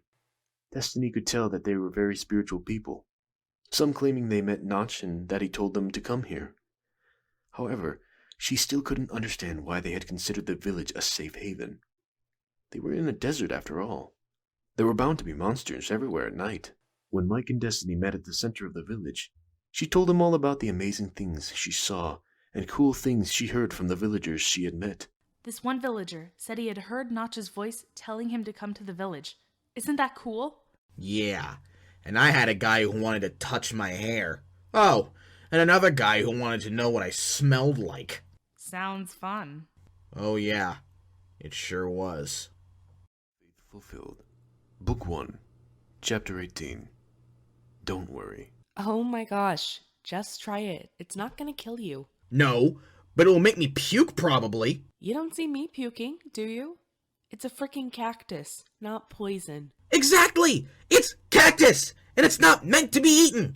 You're insane for eating that! Well, clearly someone eats it, since it's almost sold out. Yeah, people with terrible, no, dangerous tastes. You act like the spines are gonna stab you and run off with your girlfriend. Just pull them off. Ha! Joke's on you! I don't have a girlfriend! Wait. Wow. Shocker there. Oh, and you have a boyfriend? Don't need one. Just me, myself, and I. And Ray, apparently. Jerk. Screw you. We're really going there? How many times have I saved your life? Okay, fine. I was just messing with you. I mean, I've saved Clyde 40 times over, and he still gives me crap. Yeah, that's because he has the mental capabilities of a baby. See, that we can agree on. You're still a jerk, though. And you're still a weirdo. Excuse me, you two. You're kinda making a scene. Oh, sorry about that. It was all her fault, though. Hey! Well, seeing as you two have so much energy, I assume you'll be partaking in tonight's party. Party? Oh yes, every month we have a massive celebration. What are you celebrating? Well? I'm not quite sure. Seriously? Well, the parties are fun. So, will you be joining us? Isn't that dangerous? All the noise could attract monsters. Don't you worry. Our town is guarded by iron golems. There's no way any baddies could get in here. Are you sure about that? Positive. Well, if you do want to join in, you're more than welcome. Anyway, I gotta get back to preparing. See you later. The villager happily walks away. What did I just witness? I don't know. I'm worried. They're literally asking to get raided by zombies if they're gonna be doing that. I know. We'll have to just observe this. This is definitely part of their behavior, so under Ray's instructions, we will watch. Mike stares out into the distance, looking out over the endless desert. You okay? Something's out there. What do you mean? Someone is out there, heading this way. They're not close, but I'm sure they're coming. How do you know? Farther into the desert ahead, Two figures in black make their way across. How much farther? Not too long now. I've waited all this time for a rematch. I can wait a little longer. Why didn't we just attack them when they were traveling in the tiger? Ugh, you fool. Brian specifically ordered us not to attack them at that time. He said to allow them to find the village. They led us to this village, and now we will destroy it along with the legacy holder's friend. But we just have to kill his friend. We don't have to attack the villagers too. Sometimes I wonder why I keep you around. I don't. I think the sun is just getting to you. Maybe you should get some shade. You're probably right. Destiny was surprised. She was expecting an immediate refusal, but he was actually taking care of himself. How hard did he hit his head when he fell? Mike slowly walked back into the village and into his hut. Once inside, he sat down on a chair he had made himself and looked out the window. This feeling he was experiencing, he couldn't explain it. It was almost like fear, but different. The sun sets over the sandy lands. As the moon rises, every villager gets their party hats on and gets ready to rock the night away. The party lasted for hours. Everyone was in the town square dancing with each other. Villagers were eating all sorts of food and playing music. Little kids were running around playing and screaming at each other. Mike and Destiny had never been to a party, or at least never one this big. Everyone looked beautiful with all sorts of colored lights. There was even a fire pit in the center of the square. Villagers huddled around the fire to warm up with their loved ones and tell stories. Destiny had gone over to listen to all the stories. She seemed to start enjoying herself, even dancing along to some songs. But Mike couldn't bring himself to have fun. He looked around and noticed that there were iron golems at the party, but they weren't on guard. They were partying with the villagers, giving each other flowers and smiling. Mike spotted the villager who had been helping them and walked over to him. Hey, I thought you said the iron golems would be on guard patrolling the village. Oh, are they not? Oh well, that's fine. Are they at least enjoying themselves? Aren't you at least a little worried about being attacked? Not really. Come on, dance, have fun. Your girlfriend is. Again, she's not my girlfriend. Mike and Destiny sitting in a tree. Kissing. The villager was clearly drunk. Yeah. You, sir, have lost your marbles. I'm gonna have to ask you to get your horrific breath away from my nose. Don't be such a downer. Have some fun. Drink a little before the fireworks start. It makes them more colorful. First of all, I don't drink. Second of all, I'm not here to have fun, and neither is Destiny, so I have no idea why she's messing around. Thirdly, you are all putting yourselves in danger by making all this ruckus. Oh yeah, and fourth, those fireworks don't need to be more colorful when you're so drunk you can't see straight. Look, there's no reason to worry. We haven't had zombies enter our village for decades. If you're just gonna bring the mood down, we'd prefer you go back to your house. Mike, come on, they're playing my favorite song. Destiny. Grabbing him by the collar of his shirt, Destiny pulled him to the center of the dance floor. Destiny, what are you? Shut up and dance. Mike stood frozen in the center and watched Destiny dance. She skipped in circles around him, hopping from foot to foot, with her arms in the air and a gigantic smile on her face. She linked arms with villager after villager, pulling them all close to the dance floor, encouraging them all to dance with her. What the heck are you doing? Finally having some fun for the first time in weeks. Come on. I, don't know how to dance. You don't need to know. Just let yourself loose. But the noise! The monsters! She walked up to him and grabbed his hands. There have been no monsters all night. Or any since we've been here. Just come on and dance with me. Okay. Mike begins to blush. Destiny beamed and pulled Mike into a spin. He was wobbly and unsteady for a little bit, but eventually he started to feel the beat and get into a rhythm. This was the happiest he had seen Destiny. Ever. Her green eyes sparkled in the firelight, and her smile was so big it could be seen from miles away. Mike found himself staring at her. For so long, in fact, he hardly noticed how close he was getting to the fire. Hey, don't burn yourself. Destiny said, laughing. A circle of villagers had formed around the duo, some dancing with them and some just watching. They were excited to see that these new visitors had found their village so fun. When the song ended, the two were on the ground laughing. Wow.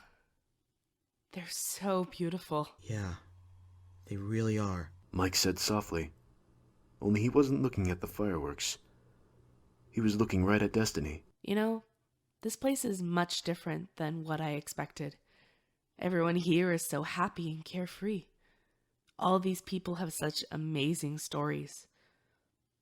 The weird part, though, is that I've heard so many stories of how people arrived here and how their life has been here, but no one seems to remember any part of their life before they started traveling to this village.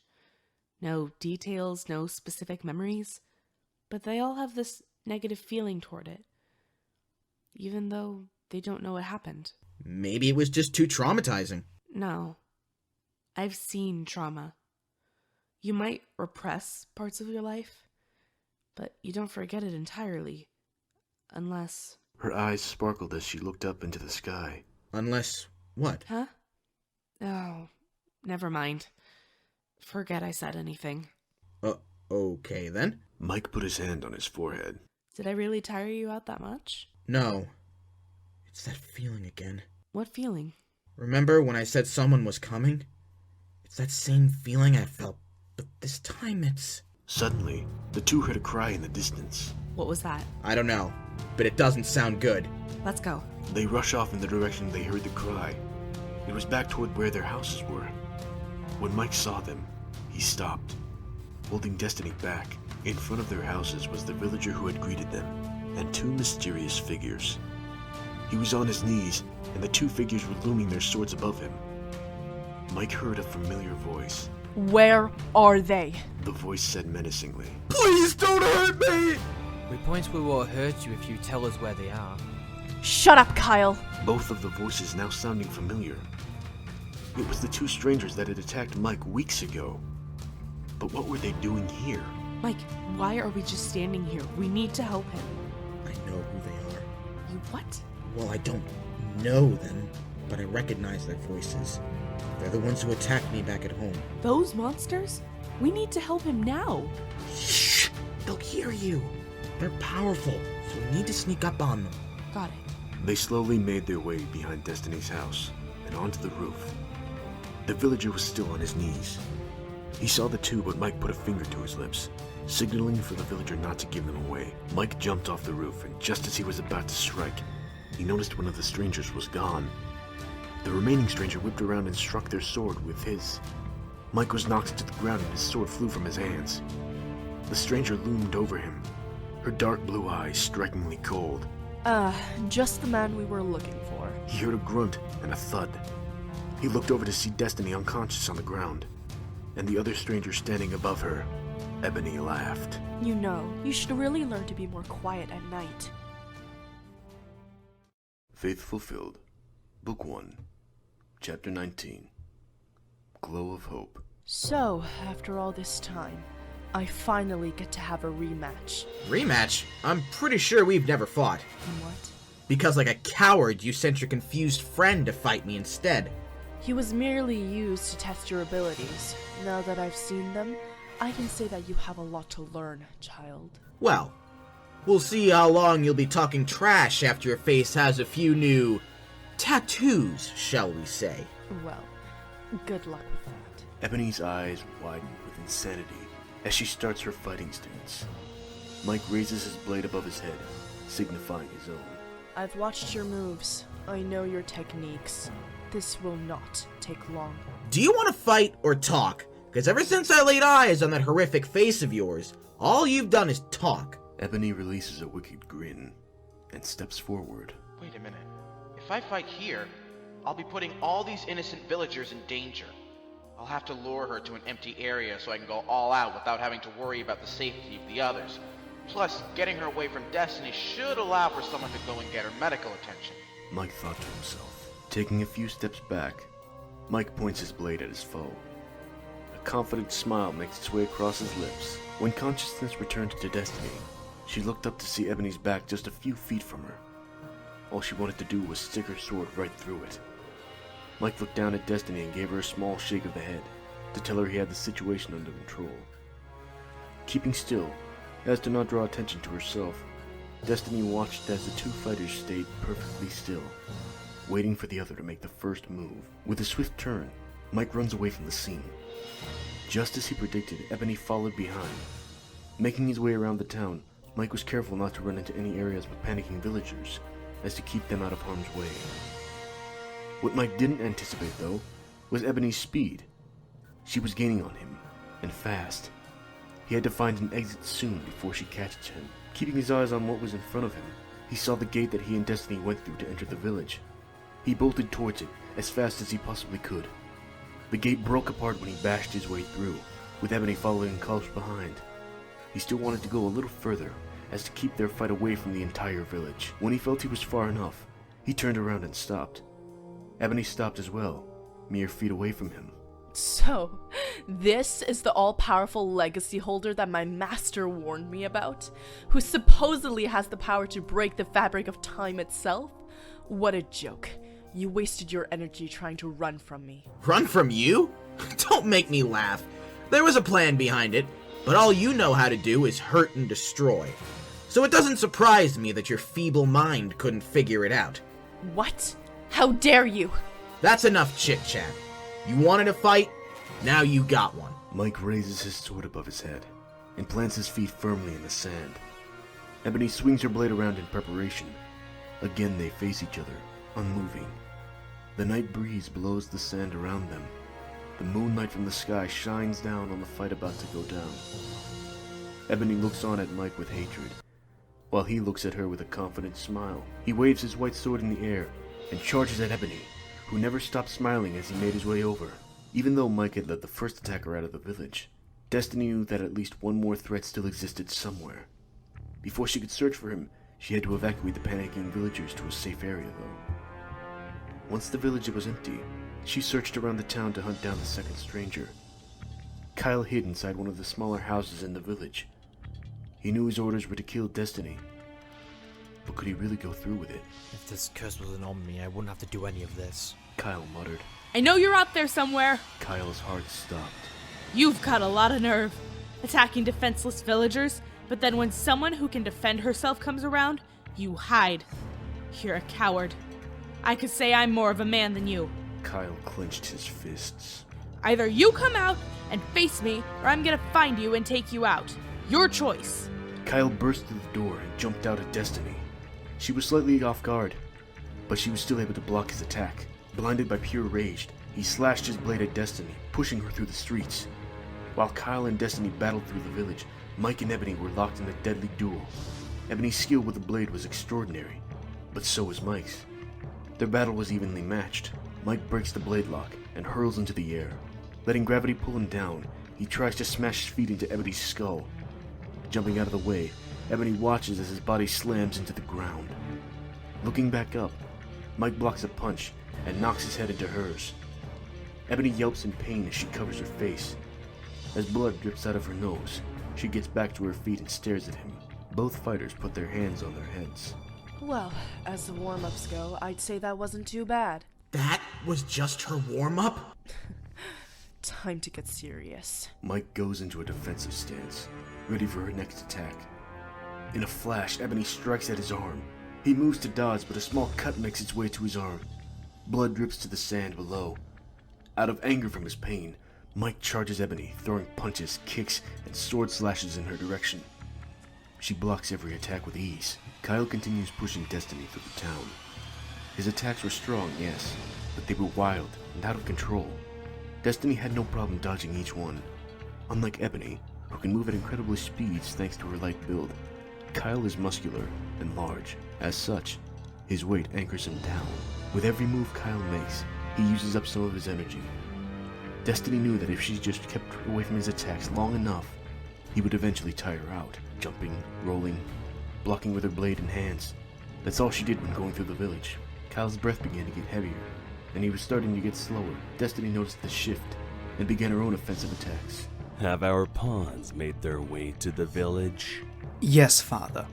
They are currently battling Mike and his friend as we speak. And? Ebony and Mike were on par with one another at first, but Ebony is taking it seriously now and is pushing him back. Excellent. But Kyle let his anger take over and used up all of his energy mindlessly attacking the girl. Now that he is drained, the girl is soon to overwhelm him. Andrew growled in anger. I knew that child was going to be no use to us. I should have destroyed him myself. I assure you, Father, you have nothing to fear. I'm sure once Ebony takes Mike out of commission, she'll set her sights on the girl next. Did you follow through on my orders and tell her to not kill Mike? Yes, Father. Good, because I have so many plans for him. Ebony's attacks were brutal and were so hard to anticipate or dodge. Mike was taking so much damage. It was inconceivable that someone without the power of the legacy could be this strong. I've seen what legacy holders are capable of, so why don't you show me that hidden power of yours before it's too late for your friend? Ebony kicks Mike in the chest, sending him several feet behind. Rolling onto the sand, he coughs up blood, struggling to his feet. He can only watch as Ebony takes a jab of her sword right into his leg. Yelling in agony, he collapses onto the ground and blood spews in all directions. Well, if you won't show me your power, then your friend's death is on your hands. Ebony lands one final kick to Mike's head, knocking him out. She knew her orders were to leave Mike alive, but she wanted so very badly to kill him right then and there. Resisting the urge to end his life, she turns and heads back toward the village. Kyle had his head against a house, with Destiny's blade pointed at him. Stand down. Kyle gasped for breath as he shook with fear at the possibility of his life ending right here and now. In the distance, he could see Ebony approaching. She's come to save me? Kyle thought to himself. Destiny could hear footsteps on the gravel road. Turning to face the sound, she saw Ebony standing there. Minor wounds covered her body from her fight with Mike. Destiny's eyes widened, but not with fear of Ebony, but in fear of what had happened to Mike. What did you do with him?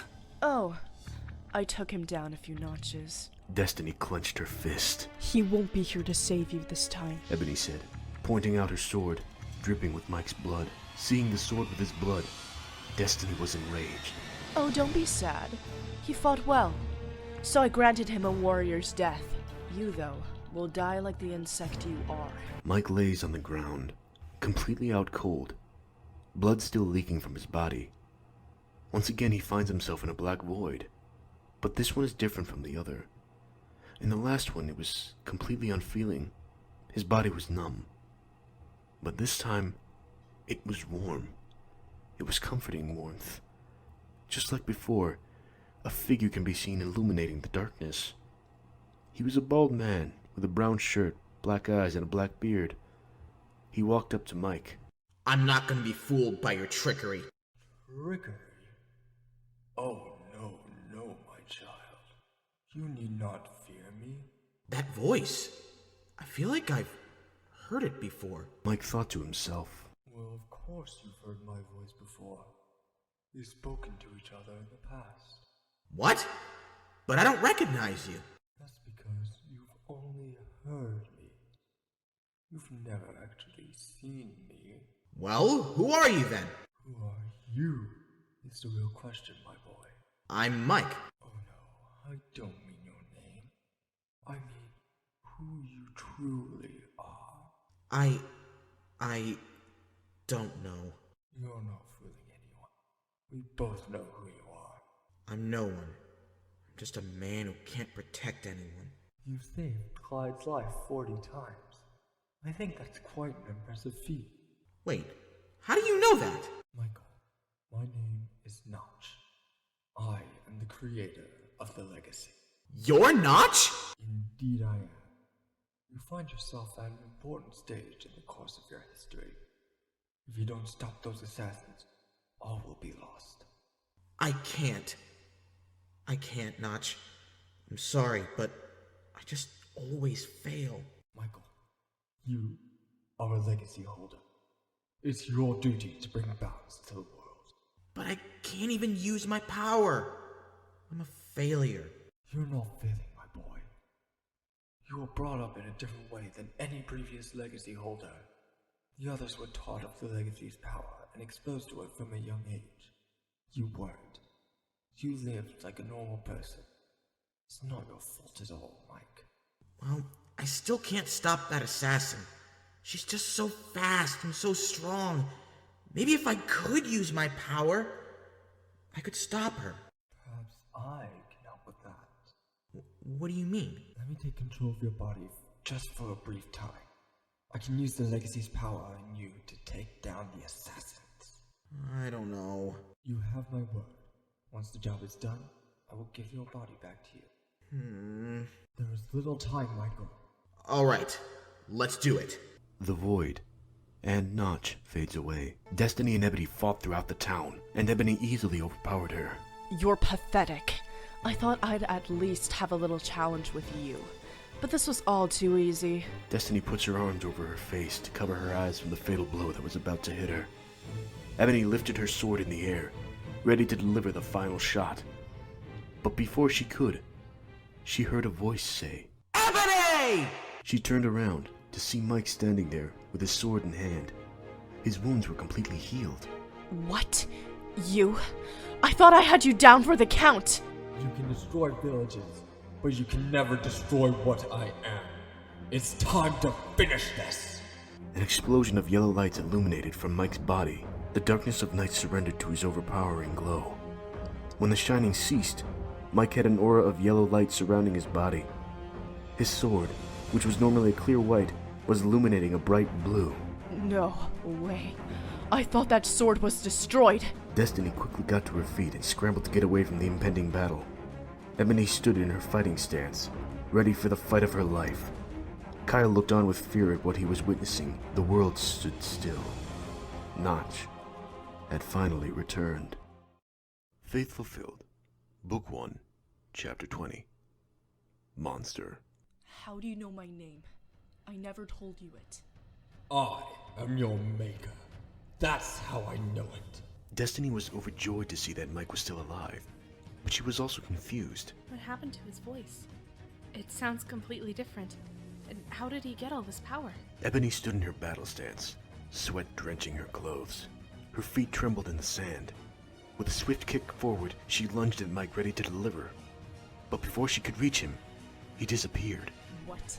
Reappearing behind her, he throws a kick on the back of her head, sending her pummeling to the sand. Mike kept his foot raised as Ebony struggled to her feet. Rubbing the back of her head, she looks on at Mike with hate. You'll pay for that. Mike disappears again, to the shock of everyone watching. Ebony looked in all directions to find her attacker, but he was nowhere in sight. What? Where is he? Right behind you. Spinning around, Ebony swung at Mike's face. He raised his hand with the smallest of effort to block the attack. Ebony's anger began to boil inside her. Mike lifts his spare hand and points it at Ebony's face. Suddenly, a gust of wind blows, and Ebony is sent flying into the village behind. The sandstone houses she crashes into shatters into pieces as she hits it with full force. No words could come to the mouths or minds of the spectators witnessing this. Ebony, the woman who was humiliating Mike mere moments ago, is now literally being backed into a corner. Disappearing and reappearing in front of Ebony, Mike's aura illuminates the darkened village. Looking down on Ebony, he waits for her to get back to her feet. She grits her teeth and continues to tremble. You feel that? That fear you're experiencing. That's the same feeling all your victims felt before you ended their lives. I'm not scared of you, child. Ebony flies at Mike with her sword in hand. Raising but a finger, he blocks the sword's slash. Under any normal circumstances, his finger would have been chopped right off. But these weren't normal circumstances. And this wasn't a normal fighter. This was Notch. With one finger alone, he stopped her blade. Pulling back, Ebony looked on with absolute horror at the power being demonstrated before her very eyes. She was paralyzed with fear. Continuing to look on at Ebony, Mike said, Every force I create has an echo. Your own bad energy will be your undoing. Opening the palms of his hands, a bright light exits his palms and makes their way towards Ebony. The light strikes her body, leaving massive damage on her. Gliding towards her without moving his feet, he lands 2 swift kicks to her head, each one generating more light energy. Mike swirled his hands around and around, generating a giant dust devil from the sand in the desert. The wind from the sandy tornado was overwhelming. Throwing the twister at her, she was sucked into it. Ebony screamed as she was thrown around like a toy by the merciless force of nature. With a clap of his hands, the twister dissipated, and Ebony fell to the ground, writhing in agony. She looked over at Mike as he slowly approached, pointing his blue blade toward Ebony from a distance. She could only watch as the sword generated a small ray of light, with all the colors of the rainbow. Pure, positive light energy. Is he going to set me free? The energy bolt blasts toward Ebony, pushing her far into the sky. Leaping into the sky, he gets on the same level and with one final blow, pushes her miles and miles away, out of sight. Landing on his feet, Mike looks up at the sky to find she is gone. Blinded by pure terror, Kyle had run away from the scene. Destiny was far too distracted by what Mike was doing to see Kyle escape. Mike's world turned into the void once again, and saw Notch standing in front of him once more. The job is done. Is she dead? Oh no, far from it. I made sure that she falls safely into a lake. What? Why would you let her escape? There are some things that must remain unspoken. Remember this feeling when you want to bring back your powers. Wait, what? You still have lots more training to do, but now you can tap into your power. Thank you so much. You're welcome. Now, Michael? Yes? Never forget who you are. You are a legacy holder. It's up to you to restore balance to the world. I won't forget. Good. When you reunite with Clyde, travel east. The next stage of your journey takes place in a structure of knowledge, long forgotten, but can still be found. What? Beware of temptation, and beware of your inner darkness. Don't let your guard down, because they will overtake you. What are you talking about? Good luck, Mike. And remember, I will always be with you. Always. Notch begins to fade. Wait, no! Come back! Notch and the void finally fade away. Watching from a short distance away, Destiny watches as the bright aura disappears from Mike's body, and he collapses onto the ground, completely drained. She ran over to his side as fast as she could. He was awake, and still breathing. Hey, how'd I do? Destiny said nothing, and pulled him into an embrace. She thought she had lost him when Ebony returned to the village. Seeing him still alive, she couldn't resist the urge to hug him. Though he was almost completely drained of energy, his body still managed to flush his face a deep red. You blockhead. You had me worried sick. Destiny helped Mike back up to his feet, and put his arm over her shoulder so she could support him. That seems to be a common insult people use towards me. Are you alright? I'm fine. I'm just exhausted. I bet. Slowly taking him back to the village, she laid him down on his bed in his hut. Afterward, she went to where the villagers were all hiding out to tell them the coast was clear, and they could return home. Once she led them all back, she returned to Mike's side. He was out. Out like a light. Days went by, but Destiny never left Mike's side. All that raw power that Notch unleashed took a toll on Mike's body. While it didn't injure him, it did drain him of every last drop of energy. But now that he had his time to rest, he was back to full health again. Thank you, Destiny, for staying here and keeping me company. Destiny nods her head. So, what exactly happened out there? You became something different. Your voice sounded different, and you shined this really bright light from your body. It's a long story, but to sum it all up, I think I can access my powers now. Really?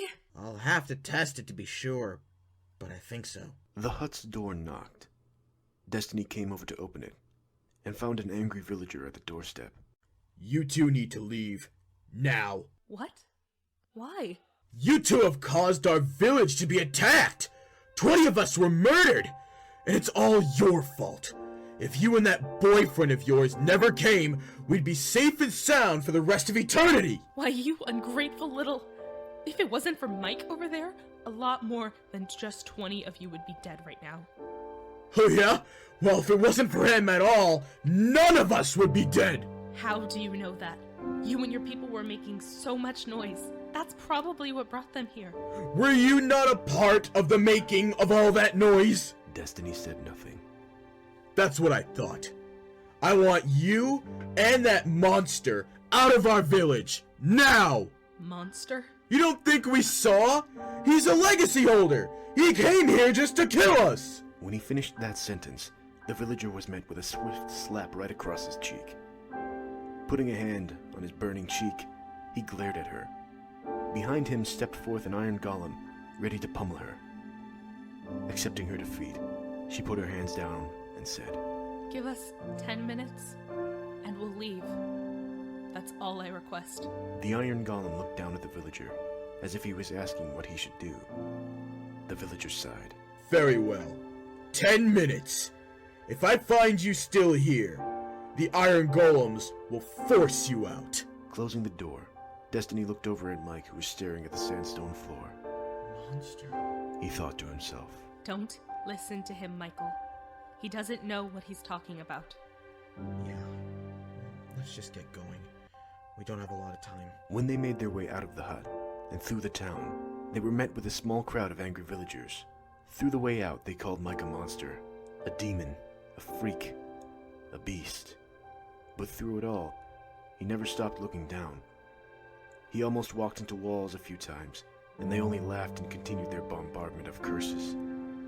When the onslaught of name-calling and mutters of fear finally stopped, they were several miles away from the village. Destiny had no words to describe the horrid sights that she had just experienced. This man risked his own life to protect them, and in return, they bashed him. Mike predicted that Destiny was going to say something and retorted, I'm fine. Don't worry about me. Let's just head back to Ray and Clyde. Of course I'm gonna be worried. Mike said nothing and continued to move on. Their journey lasted weeks, and Mike barely ever said a word. The trip seemed like forever, but they did finally make it back to Ray's. When Mike got back, Clyde was overjoyed. Hey, you're finally back! Hey, Clyde. How was your training with Ray? It was brutal. Very effective, I must say. He says I've improved greatly in this last month. That's good to hear. So you guys want to see Ray? No. We just got back from a long and hard trip.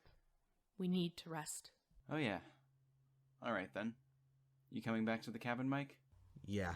Actually, Mike, can I talk to you in private first? Oh, sure. Huh? Oh, I see what's going on here. Gotta have one last smooching session before you get pummeled by Ray. Clyde, I swear to Notch, I will end you. Get out of here, Clyde! Alright. I'll let you lovebirds have your privacy. Clyde then ran before either of them could respond. Ugh, what a nuisance. What's going on? Why did you need to talk? You were so silent on the trip back here. I just want to know if you're alright. I'm fine. A short silence follows. I just want you to know you're not a monster. He looked up at her. They were there looking for me. If I hadn't have been there, the village would have never been attacked. You saved them. You saved all of them, including me. They should have been thanking you. But they were just so ungrateful. You're not a monster, and you never will be. But I didn't save all of them. You saw them digging up the graves for their people. A short silence follows. Middle light snow begins to fall. Just, no matter what happens, I will always be here for you. I promise. You promise? Yes. I remember you telling me when we were talking during that snowstorm in the taiga biome that you honor people who stay true to their word. Well, I promise to always be there for you. You have my word. Well, the same goes for both sides then. Destiny then pulls Mike in for another embrace in the cold night. There, in Destiny's warm arms, he felt something he hasn't felt for years. Comfort. And just like that, the snow began to fall, and an unbreakable bond was formed. Ah! So you're telling me that you got beaten by a legacy holder who couldn't even use his power? Not exactly. Explain yourself then, mutt. When he fought me near the end, his voice changed, and then he had this aura around him. It was a bright yellow. The power he used, he shot pure light out of his hands. And you're sure? Positive. I've never seen anything like this before. I see. But there's even more to it than that. Oh, And that would be? He has the first blade. Brian's heart stopped. How do you know? When he tapped into his power, the blade glowed blue. Brian walked over to his throne, sitting down and putting his hands on his forehead. Anything else? No, Master. Very well. You may leave now. Nodding her head, she turns and leaves the room. So, Notch, after all these years, you finally decided to play your cards? Well, we'll see who has the last card to play once Father is brought back to this realm.